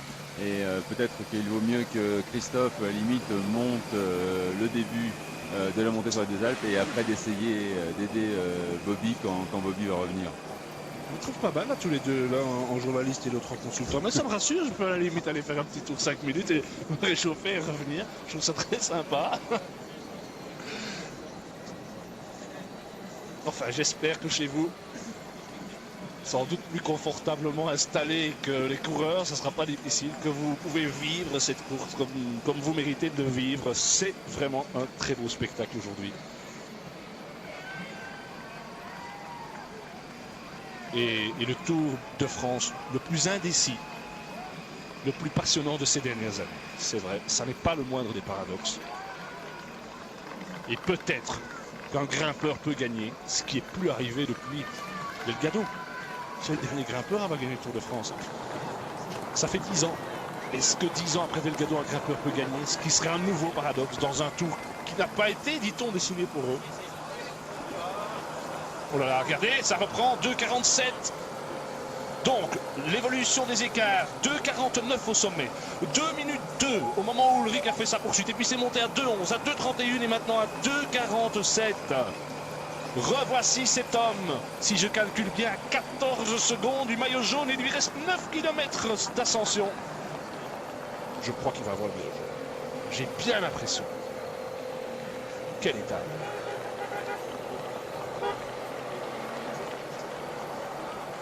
Je regarde, je me penche, je vois la tête de mes collègues allemands. Ils étaient bronzés au début de l'étape, ils sont blancs maintenant. Je les plains, je ne dis pas ça du tout en me moquant, loin de là, parce que c'est entente ici entre collègues. Mais il faut aussi vous montrer que tout le monde vit ça.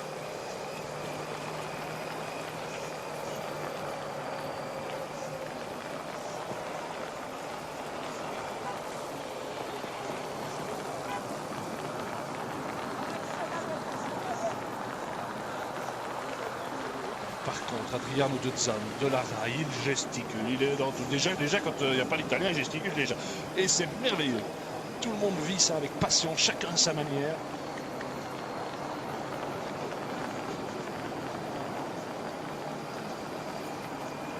Nous essayons de rester calmes, mais pourtant, on a vraiment le sentiment de vivre quelque chose de différent cette fois-ci.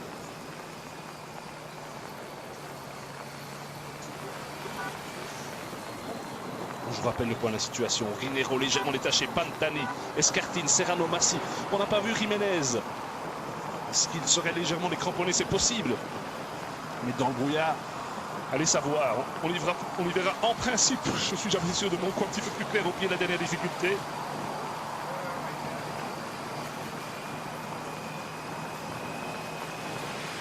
Voilà Bobby Julik.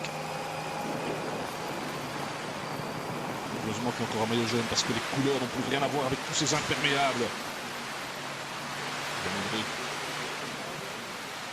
Est-ce que c'est pas Farazain ça? Oui, c'est Fausto. Oui. Il est toujours là. Il est toujours là. Et je suis sûr que s'il y avait encore 5 degrés en moins, il sera encore plus devant.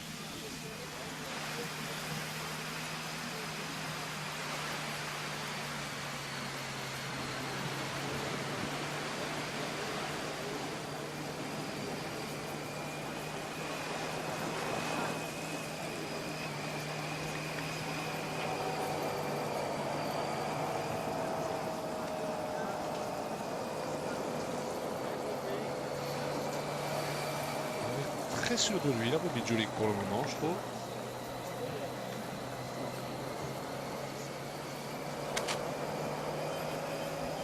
Je crois que Bobby Julich et Jan Ullrich ont le même objectif actuellement, c'est de faire moins de temps sur Pantani, parce que si on le laisse partir, il est clair que Pantani peut s'imposer à Paris. Donc il faut essayer d'imiter les dégâts pour le maintenir dans un avantage minimum afin de le détrôner dans le contre-la-montre. Ça veut donc dire que jusqu'à 5 km du sommet du Galibier, l'homme à battre dans ce tour, c'était celui-ci, Ulrich, et maintenant ça devient Pantani.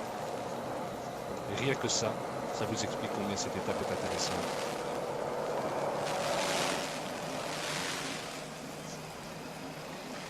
Voilà donc le groupe de tête. Puisque Rinero a donc été repris.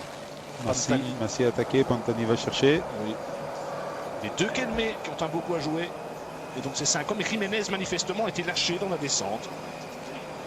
Lui qui était pourtant passé deuxième au sommet à 11 secondes seulement de Pantani. Oui, mais comme disait, il ne s'était pas arrêté. Comme le disait Alain tout à l'heure, quand on descend et qu'on attrape froid, on ne sait presque plus tourner parce qu'il faut être très lucide, il faut savoir freiner et c'est pas toujours évident dans les conditions comme aujourd'hui.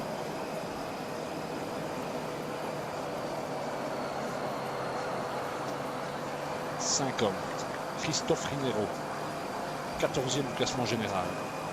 Marcos Serrano. Il se classe, lui, 24e du général. Rodolfo Massi, leader de la montagne, 23e au général. Fernando Escartin, 9e. Marco Pantani, 4e. C'est peut-être une image symbole, ça, Ulrich qui regarde plutôt derrière lui que devant lui. Il constate... Ah, mais c'est son copain Piepoli qui avait grimpé en sa faveur du côté du plateau de Bay. Voilà, peut-être...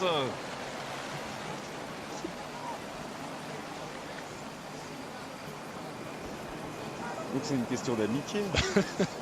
Je plaisante. C'est son copain, donc c'est une question d'amitié. Hamburger est revenu, 3-14, il est maillot jaune.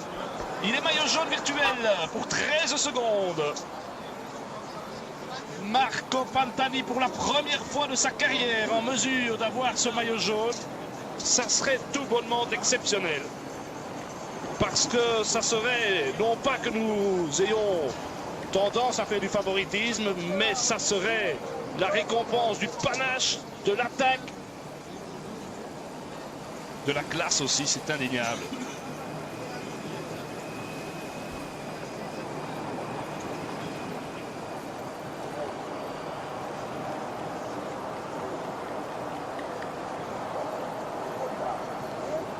Les télécoms ce soir vont certainement se souvenir de l'étape de Dublin où ils n'ont pas attaqué le jour où il y avait le vent de côté.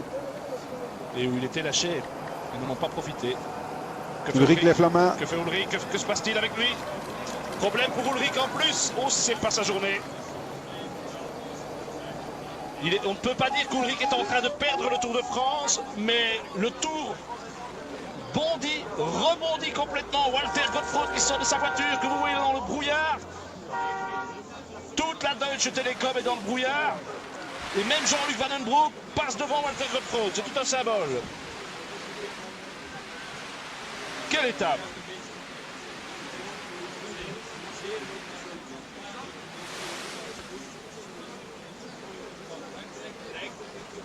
Oui, c'est le Tour de France qui est en train de se brouiller avec Ulrich là pour le moment. Il n'a quand même pas de réussite non plus. Hein. Faut quand même se rappeler de ce qu'il a fait. Il a perdu du temps, mais il a dû faire un effort terrible dans la montée vers le plateau de Bay. Maintenant, dans ces conditions-là, dans la descente, dans sa carrière, sur toute sa carrière, Miguel Indurain a eu moins de malchance hein, aussi, puisqu'on a fait une comparaison dans un sens, on peut la faire dans l'autre aussi. Voilà la journée la plus difficile de la jeune carrière de Jan Ullrich qui apprend que le cyclisme, mais oui, c'est pas toujours comme on le croit. Et je crois qu'ils sont déjà dans les pentes. Oui, c'est parti. C'est parti pour les hommes de tête. Maintenant, ce qu'on va voir, c'est combien de temps Pantani va tolérer la présence, parce que c'est comme ça qu'il faut le dire des autres. Tellement il a l'air d'être au-dessus du lot. Combien de temps? Il doit être à fond. 3,58. Oh, il lâche tout de suite Serrano. Maintenant, le rôle de Martinelli est capital. Maintenant qu'il a à faute. Parce que s'il va dire maintenant à Pantani, Ullrich est à 4 minutes, mais Pantani va devenir fou, évidemment. Mais vous imaginez, il peut non seulement prendre le maillot jaune, mais peut-être gagner le Tour aujourd'hui. Ne l'oublions pas. Son premier objectif était de gagner l'étape. Le deuxième, c'était d'essayer de reprendre du temps. Le troisième, c'est d'avoir le maillot jaune. S'il a en plus le quatrième de gagner le Tour, mais rendez-vous compte.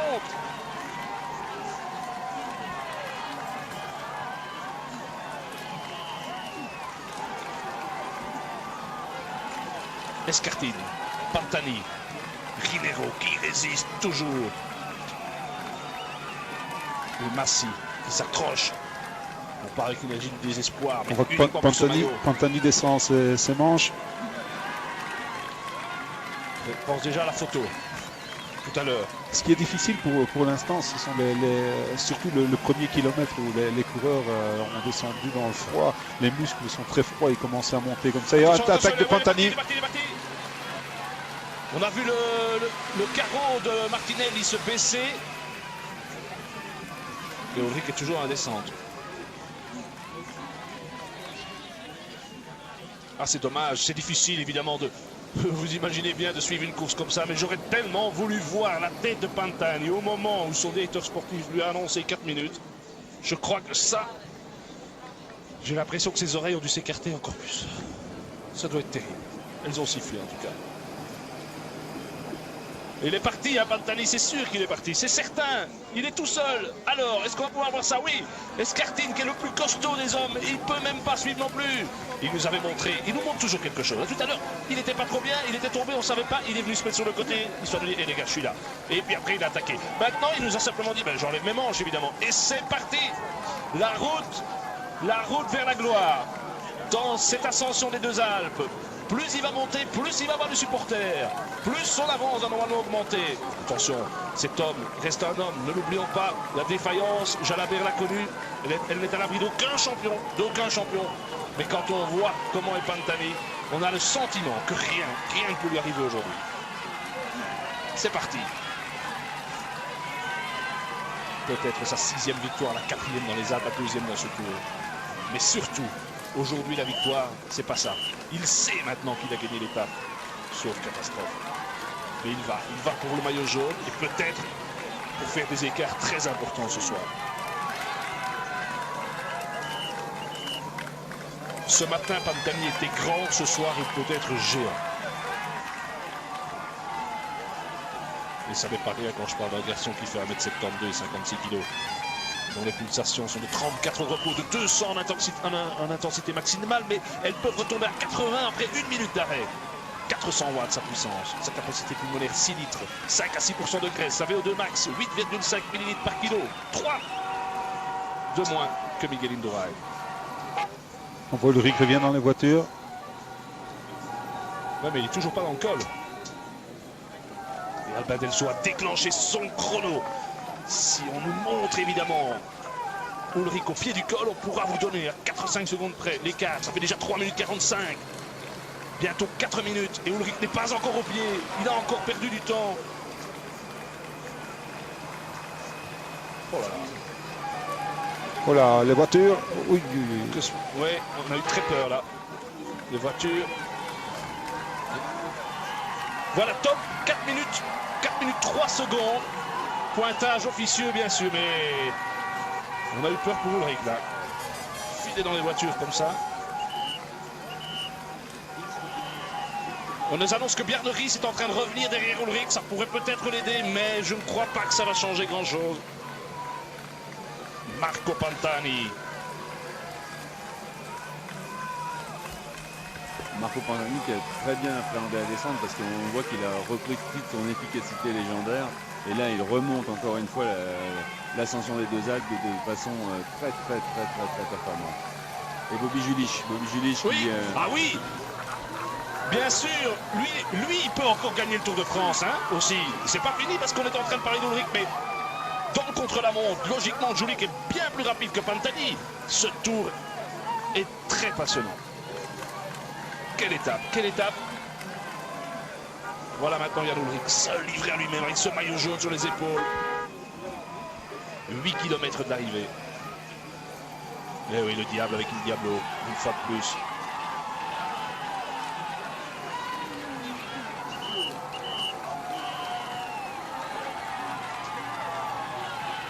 Et tous ces gens vont s'époumoner à vouloir le suivre comme ça en courant. Il y a un moteur, c'est pas possible, il a un moteur. Il y a quelque chose qui est caché dans ses pédales quand il grimpe, c'est exceptionnel. Quand on le voit comme ça, et c'est vrai que la télévision parfois à certains endroits est trompeuse, hein, elle tasse un petit peu. Quand je vois le numéro de Wii par exemple chez nous et qu'on le voit à la télé, on a l'impression que c'est pas tout à fait la même chose. Et quand on voit Pantani, on n'a pas l'impression que la pointe est élevée tellement il est capable d'aller vite. Meilleur qui revient. Et on nous annonce que Boltz et Ries rentrent sur Ullrich. Avec Casero, le champion d'Espagne. Voilà pied poli. Voilà Boltz, effectivement.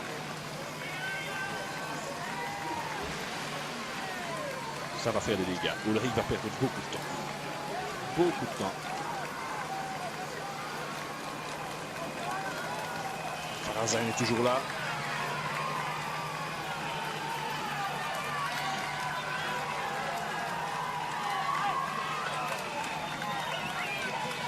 Allez, ça fera moins heureux, ça, au bord de la route. Le survêtement de Jan Ullrich.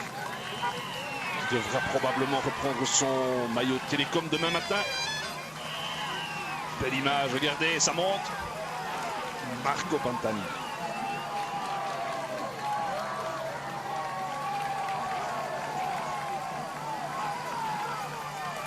Alors maintenant derrière, que se passe-t-il? Ribeiro toujours omniprésent avec Bogert. Il va faire une bonne opération aussi si ça continue comme ça, Bogert. Et Bobby Julich qui se trouve à 4-4, 4-41 pour Ullrich.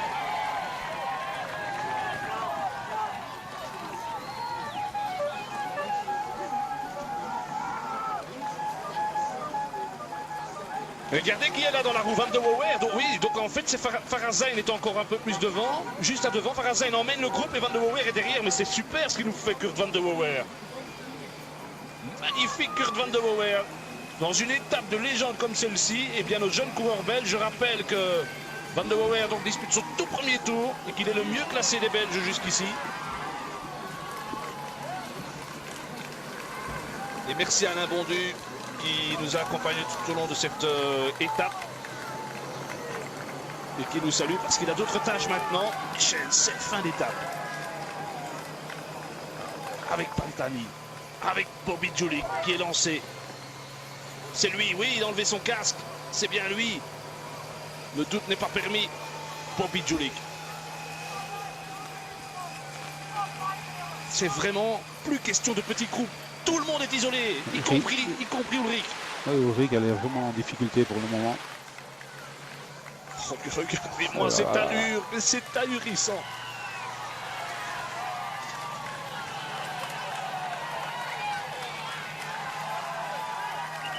« 6 km encore avant le sommet.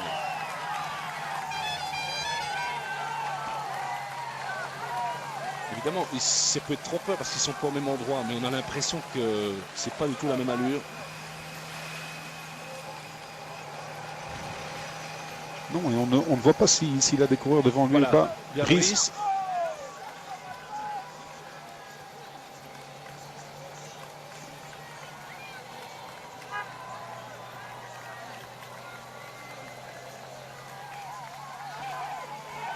Regardez les drapeaux italiens.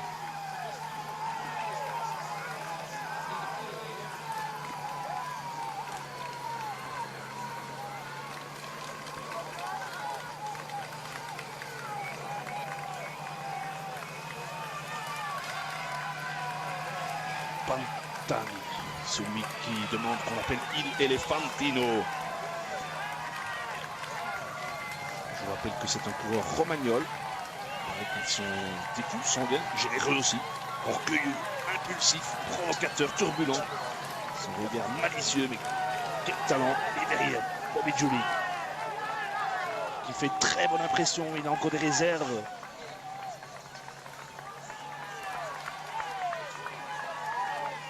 Le maillot jaune se joue ce soir entre Pantani, Julich et Ullrich. On le sait, mais les écarts pourraient être intéressants. Si Ullrich parvient à limiter les dégâts, on pourra encore avoir un classement très serré entre ces trois hommes. Rappelons que dans le contre-la-montre, car il est important le contre-la-montre, mais normalement Ullrich est au-dessus du lot, Julich est un petit peu en dessous et Pantani est assez loin en dessous. Ullrich qui revient maintenant avec Ries sur le groupe Van de Wouwer, Farazin. Écart 5-17 me dit Albin, cet endroit-ci, 5 minutes 17. 5 minutes 17 secondes. 4 km de l'arrivée. c'est pas possible, mais il grimpe comme certains coureurs descendent.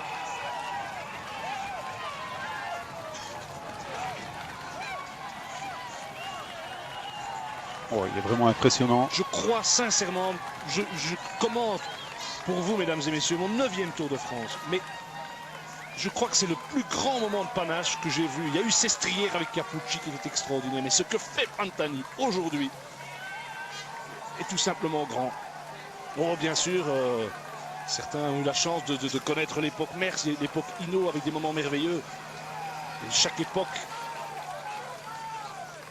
est là et il n'est pas question de comparer.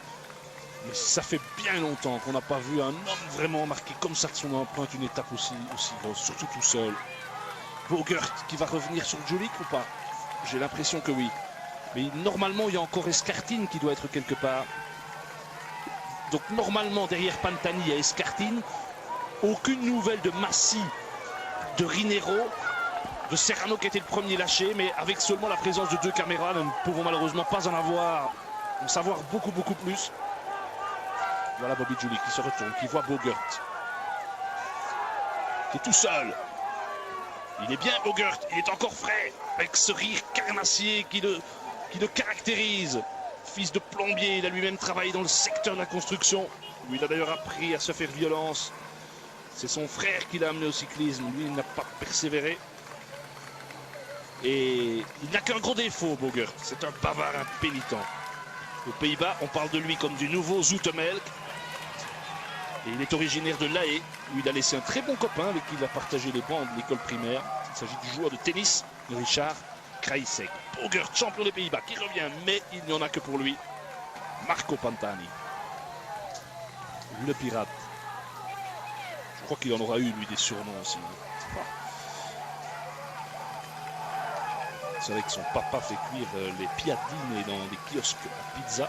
Piadine, ce sont des savoureux petits pains entre les crêpes et les pizzas, spécialité romaine.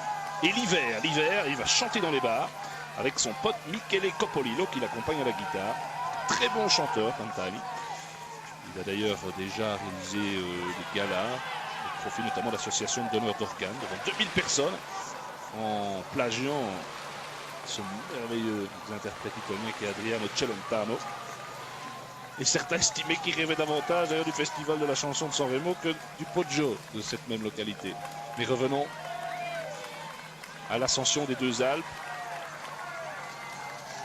Pantani, coureur d'instinct, bluffeur. Regardez les écarts, 4,31 et 5,43.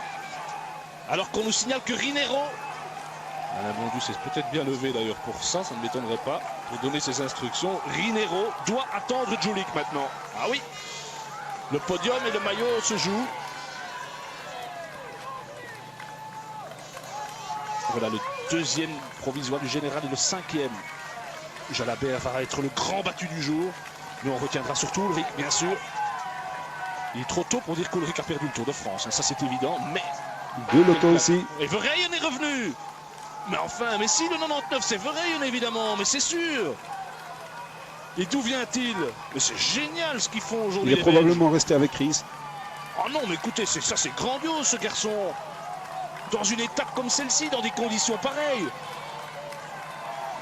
Et pour toute l'équipe Lotto, où on aurait pu attendre des hommes expérimentés comme Madouas ou comme Teteriuk, on voit Farazen, on voit Van de Wouwer, on voit Verheyen.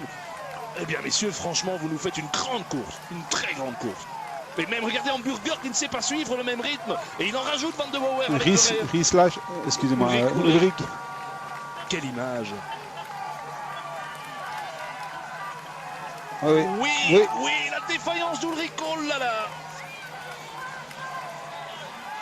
Et Risk est obligé de décélérer pour attendre son maillot jaune. C'est une image qui doit être terrible celle-ci. Et symbolique, regardez Verheyen, Van de Wouwer, des bons petits Belges qui disputent leur premier Tour de France et qui contraignent Risk à décélérer parce que celui-ci doit attendre le maillot jaune qui ne peut pas suivre le train imprimé dans l'ascension des 2 Alpes par nos 2 Belges.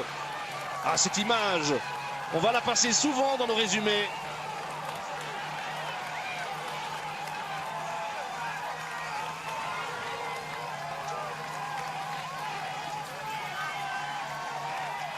Et même si on retiendra l'effondrement de Jalabert, la première véritable défaillance de Ullrich depuis qu'il fait le Tour de France et l'admirable démonstration de Pantani, on peut quand même dire qu'il y aura une prise de conscience de nos jeunes Belges qui ont certainement une marge de progression qui est encore énorme.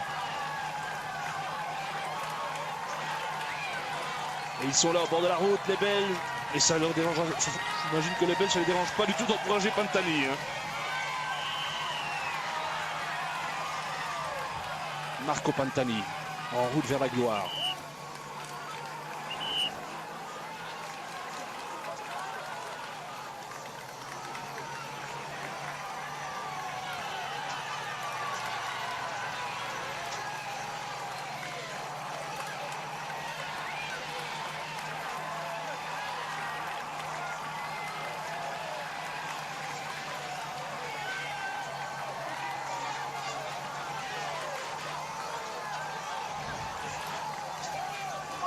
Julik avec Bogert toujours en poursuite. Bogert qui a du mal à s'accrocher. Julik qui en rajoute encore un petit peu. Pour lui aussi, c'est une course contre la montre, un peu pour tout le monde. Et Ullrich encore à 4 km de l'arrivée, qui doit laisser filer. Il s'accroche. Bolsled aussi. C'est important pour Julik de prendre un maximum de temps sur Ullrich ici dans cette montée. Évidemment. Jiménez aussi qui connaît une défaillance à son tour. Ouh là là, 6 minutes 10. Là, il commence peut-être. Pantani est peut-être en train de marquer des points décisifs. C'est inouï. Pantani qui est à 3 minutes 1 ce matin. Eh bien, je demanderai aux spécialistes, je ne peux pas faire ça en direct, mais il faudra aller voir dans les livres. Depuis combien de temps on a pu faire des écarts aussi importants en si peu de temps? Parce qu'il n'a pas repris, il n'a rien repris entre le sommet du Galibier et le pied de la descente par rapport au Ullrich. Mais sur 5 km d'ascension du Galibier et sur, on fera le point, moins de 9 km d'ascension ici, en l'espace de 15 km de montée, les écarts qu'a réussi Pantani, eh bien je crois qu'il faut vraiment remonter très longtemps pour assister à ça. Très longtemps. Et voilà l'image magnifique qu'on nous offre de deux hommes. Et pourtant, il y en a un qui est plus petit que l'autre, qui a une plus petite image, mais le plus grand des deux aujourd'hui, il n'y a pas de doute, c'est l'Italien. Ullrich qui semble marqué par l'effort, comme on l'a rarement vu ce visage. On a rarement vu un visage comme ça. On a presque le sentiment qu'il demande à rythme, ne va pas si vite.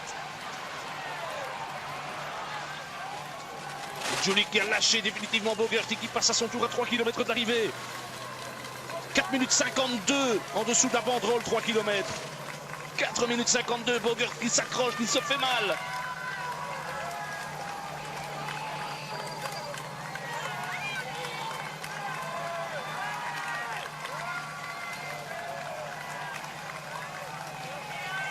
Ça veut dire que Pantani doit être tout près du sommet maintenant, tout près. Le voici, vainqueur du dernier Tour d'Italie. Il avait écrasé tous ses opposants avec une facilité déconcertante sur les routes de la péninsule. Il disait qu'il se sentait maintenant usé, que moralement c'était difficile de se remettre. Nous on ne croyait qu'à moitié, on l'a dit ce matin. En fait on avait sans doute raison de ne pas le croire. On ne secoue pas ses adversaires comme il l'a fait sur les pentes de Peresourde ou celles qui conduisent au plateau de Veille quand on a le moral dans les sockets. Non. Et si l'Italie avait découvert aujourd'hui le successeur de Felice Gimondi, dernier vainqueur italien du Tour de France en 1965, Pantani va-t-il effacer 33 ans de disette? Il y a encore de la montagne, il y a encore un chrono, c'est trop tôt, mais quelle démonstration! Quelle démonstration dans cette ascension. Et le visage marqué par l'effort, ce gros plan, au signe des images du jour, ce gros plan de Jan Ullrich. Et Pantani qui grandit à chaque fois que la route s'élève, à chaque fois qu'il se rapproche du sommet, parallèle. Entre deux visages bien différents, un marqué par l'effort, l'autre qui en redemande encore. Marco Pantani. Au sprint. Chaque seconde gagnée, crignotée supplémentaire sera bonne. Il est tout près maintenant. On peut aussi rappeler quand même la guigne qu'il a connue. Invraisemblable. Une guigne, disait-on, digne de Robic. 10 interventions chirurgicales en 10 ans. Et puis plus près de nous, le 1er mai 1995, il est percuté de plein fouet à l'entraînement par un chauffard qui n'avait pas respecté les feux. Son genou droit est en compote. Le 28 février 1996, seulement il met fin à la calcification. Ses médecins enlèvent 5 broches vissées dans ses tibias qui maintenaient la jambe gauche depuis 5 mois. Aujourd'hui, il ne l'a pas enlevé. son foulard. On n'a pas pu voir ses veines dessinées sur son crâne chaud, mais il nous a montré son démarrage perpétuel. Pantani est l'homme d'un démarrage, le premier, ça lui suffit. Un seul et il lâche tout le monde, et puis le reste, je vous le dis, c'est un démarrage perpétuel. Il va remporter sa deuxième étape du Tour de France. Il va remporter au total son 15e succès professionnel et le 6e bouquet de sa carrière au Tour de France. Après l'Alpe d'Huez, Guzenège en 95, l'Alpe d'Huez de nouveau, Morzine en 97, après le plateau de Bay dans les Pyrénées en 98. Mais aujourd'hui, par rapport à tous ces autres succès conquis dans le Tour de France, il y a une grande différence. Ici, il lève les bras, mais il va avoir le maillot jaune. Premier, Pantani. Et maintenant, messieurs, place aux écarts. Et ils vont être terribles. Quand je dis messieurs, je parle des coureurs. Je ne parle pas des téléspectatrices qui nous écoutent, évidemment. Mais qu'est-ce que ça va faire mal?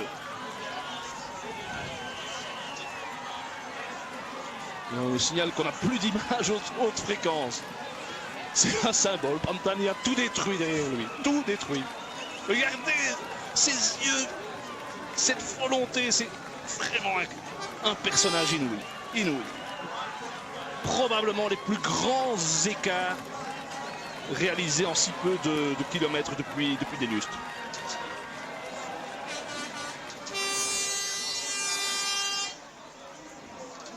Donc, voilà maintenant. Oh, Massy s'est bien battu, hein. Escartine et Massy pour la deuxième et la troisième place.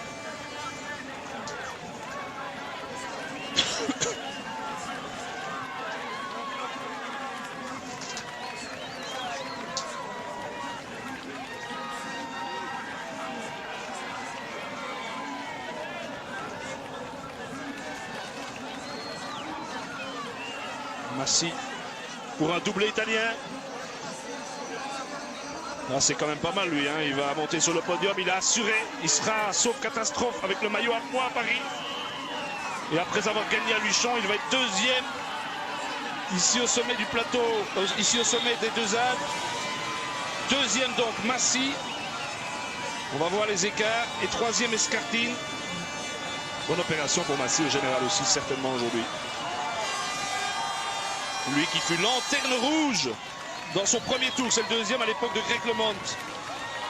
À plus de 3 heures. Une 58 et 2 minutes. Rinero qui va se classer quatrième. C'est plutôt une 53 et une 58, Michel. Rinero qui va se classer quatrième. Quelle belle course aussi, parce que lui il est devant depuis presque le début de la course, hein, depuis le bas du premier col. Il va aussi faire une opération extraordinaire. Dans un tour où, dans une étape où Jalabert a coincé très vite, où Leblanc n'a pas été présent comme on pouvait s'y attendre, c'est quand même le meilleur français. Qui aurait cru ça? Rinero, quatrième de l'étape, à moins de 3 minutes.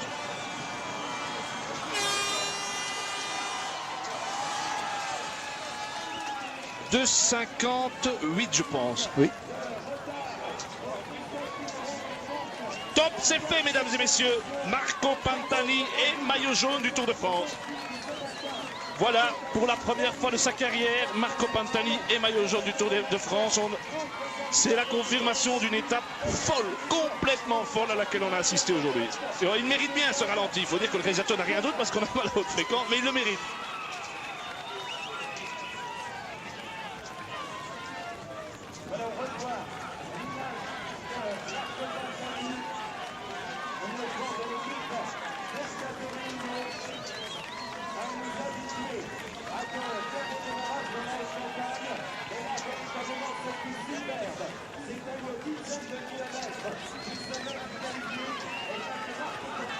Je demande à mon confrère Marc Van Lombey de la VRT, qui a beaucoup d'expérience dans le cyclisme, qui suit le Tour depuis bien longtemps, s'il se souvient de tels écarts dans la montagne, il me fait signe non.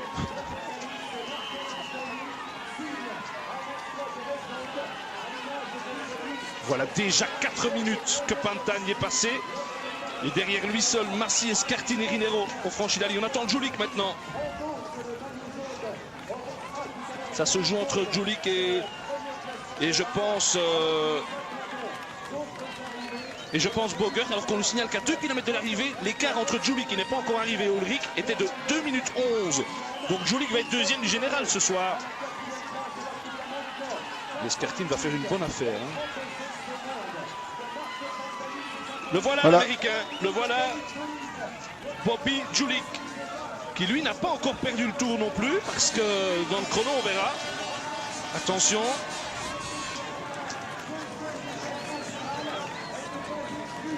Il y avait 1 minute et 50 secondes d'écart exactement entre Julik et Pantani en faveur de Julik. Oh là là, non mais les écarts sont trop grands. C'est énorme, c'est énorme. Encore un petit problème de dérailleur là maintenant pour corser le tout. Oui, il a voulu mettre le grand plateau pour essayer d'aller plus vite, mais il a perdu un peu de temps là. Oui, il va être à 3 minutes pratiquement de Pantani ce soir, Julik. Hein. C'est une marge suffisante pour le laisser encore espérer dans le contre-la-montre, à condition de ne plus rien perdre dans les prochains jours, ce qui n'est pas acquis.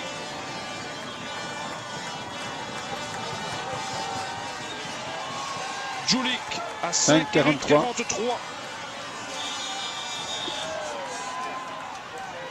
5,48 pour Bogert.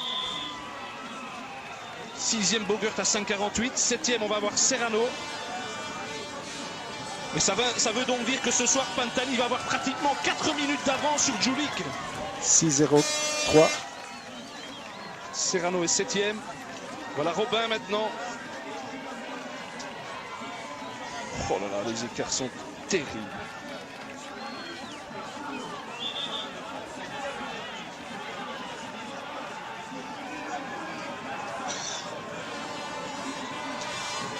Attention, il y a un groupe derrière avec le blanc.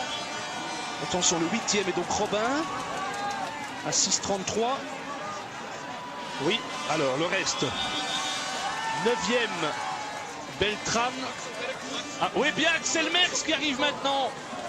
Merckx à 6,45. 11e de l'étape. Ah, c'est génial avec le blanc. À 6,45. Alors, on l'avait pas vu avec tout ça, mais c'est le meilleur belge. 11e de cette étape, Axel. Dans des conditions qui ne lui convenaient pas. Devant le maillot jaune, bien loin. Combien, Michel? 6,45.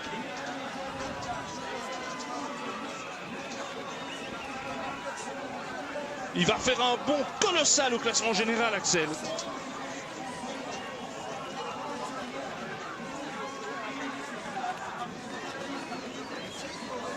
Et donc, calcul rapidement effectué, mais le retard de Bobby Julik, 2e au général. Et voilà encore nos Belges. Verheyen, Van der Waer. Donc, ouais, certains vont dire, il suffit qu'il pleuve que les Belges soient là. 7,36. Verheyen, Van der Waer, Blanco. 3 Belges dans les 20 premiers de cette étape. 7 minutes 36. Où est le maillot jaune? Où est le maillot jaune? Hamburger. Il est là, avec Bolt, avec Chris. Le visage marqué terriblement. Parazin qui arrive encore maintenant. 7,58. Attendez, dans un instant, on va voir passer Tom Steele, ça continue. Eh bien, moi, je n'aurai pas l'occasion de le faire. Mais le classement général demain, on va voir le bond effectué par les coureurs belges, ce sera pas mal. Je pense qu'Axel Merckx peut maintenant clairement viser le top 20. Mais en attendant, ça c'est une des images les plus fortes. Regardez les écarts. Je me demande si Ulrich s'en remettra. Hein. Sincèrement, tant physiquement que psychologiquement, je ne suis pas sûr qu'il s'en remettra. On pouvait s'attendre à ce qu'ils soient en difficulté, mais à ce point-là, sincèrement, bien peu devaient y croire.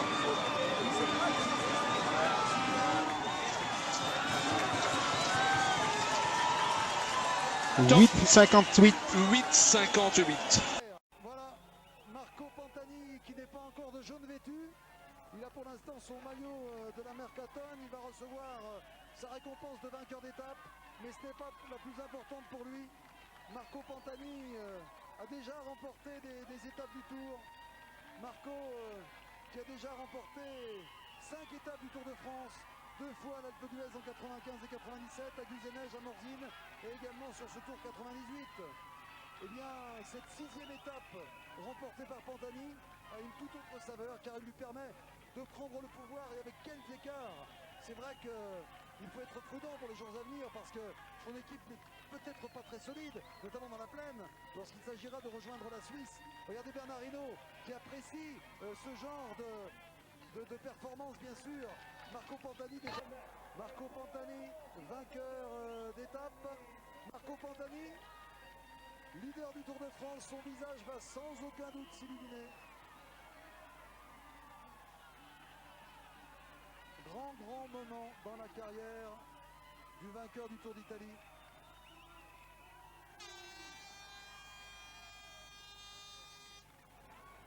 Quel grand moment du Tour de France. Décidément, ce Tour de France qui avait une connotation particulière, on sentait la caravane qui avait du mal à s'enthousiasmer. Et c'est vrai qu'aujourd'hui, eh bien, devant un spectacle comme ça, c'est un état d'esprit différent. Là. Je voudrais quand même dire un grand merci à Pantani. J'ai déjà dit merci à Luc Leblanc hier. Je dis un grand merci à Pantani parce qu'au moment de dévoiler le Tour de France, beaucoup de gens disent que ce tour n'était pas assez dur. Bon, il y a Richard Virenque bien sûr, mais il y a beaucoup de journalistes aussi, beaucoup de gens trouvaient que ce n'était pas assez dur. Moi, je pensais que si une équipe voulait vraiment faire la course, ce serait un Tour de France qui serait difficile. Je ne pensais pas que Pantani créerait des écarts aussi importants, mais il était certain que ce Tour de France était très difficile. Christophe Rineiro, 5e du Tour de France. Quelle grande étape. Quelle grande étape. Le maillot à pois va être remis à Massy, bien sûr. Jean-René. Je suis à côté de Philippe, c'est voilà Marco Pantani que nous allons d'abord féliciter. Félicitations Marco. Une journée exceptionnelle. Voilà Marco Pantani qui va être en direct avec nous. Vous allez pouvoir revoir Marco des images, des moments importants. Nous sommes en direct sur France 2 pour vous Marco Pantani. On peut parler de journée exceptionnelle. Sì, una giornata molto importante. Une Ho avuto il coraggio di attaccare da lontano in una giornata molto difficile per il freddo, la pioggia e il coraggio e la forza mi ha aiutato. Laurent Jalabert arrive. Ce matin, Marco Pantani, vous n'avez pas seulement pensé à l'étape, vous avez aussi pensé à la possibilité de prendre le maillot jaune. Votre directeur sportif nous l'a dit. Sì, il 3 minuti di svantaggio erano forse possibili da recuperare, difficili ma possibili. E la testa era per attaccare da lontano a fondo, la tête pour per vedere chi stava bene. C'était bien. Bene, sono contento per tutti. Questa vittoria, una vittoria importantissima. Victoire très una importante. Vittoria che comunque vada è molto significativa e mi sento di dedicarla a Luciano Pezzi che j'ai envie de la poco dédier à tempo Luciano fa è Pezzi. deceduto e avrebbe sicuramente avuto un enorme piacere vedermi con questa maglia. Il aurait été très très heureux de me voir avec ce maillot. Voilà, je vous précise que Bernard Thévenet traduit au fur et à mesure. Bernard Thévenet qui parle très bien l'italien. Pantani, vous étiez en direct avec nous et vous entendez tous les supporters italiens qui sont là, qui crient le prénom de Marco Pantani. Journée exceptionnelle pour le champion italien.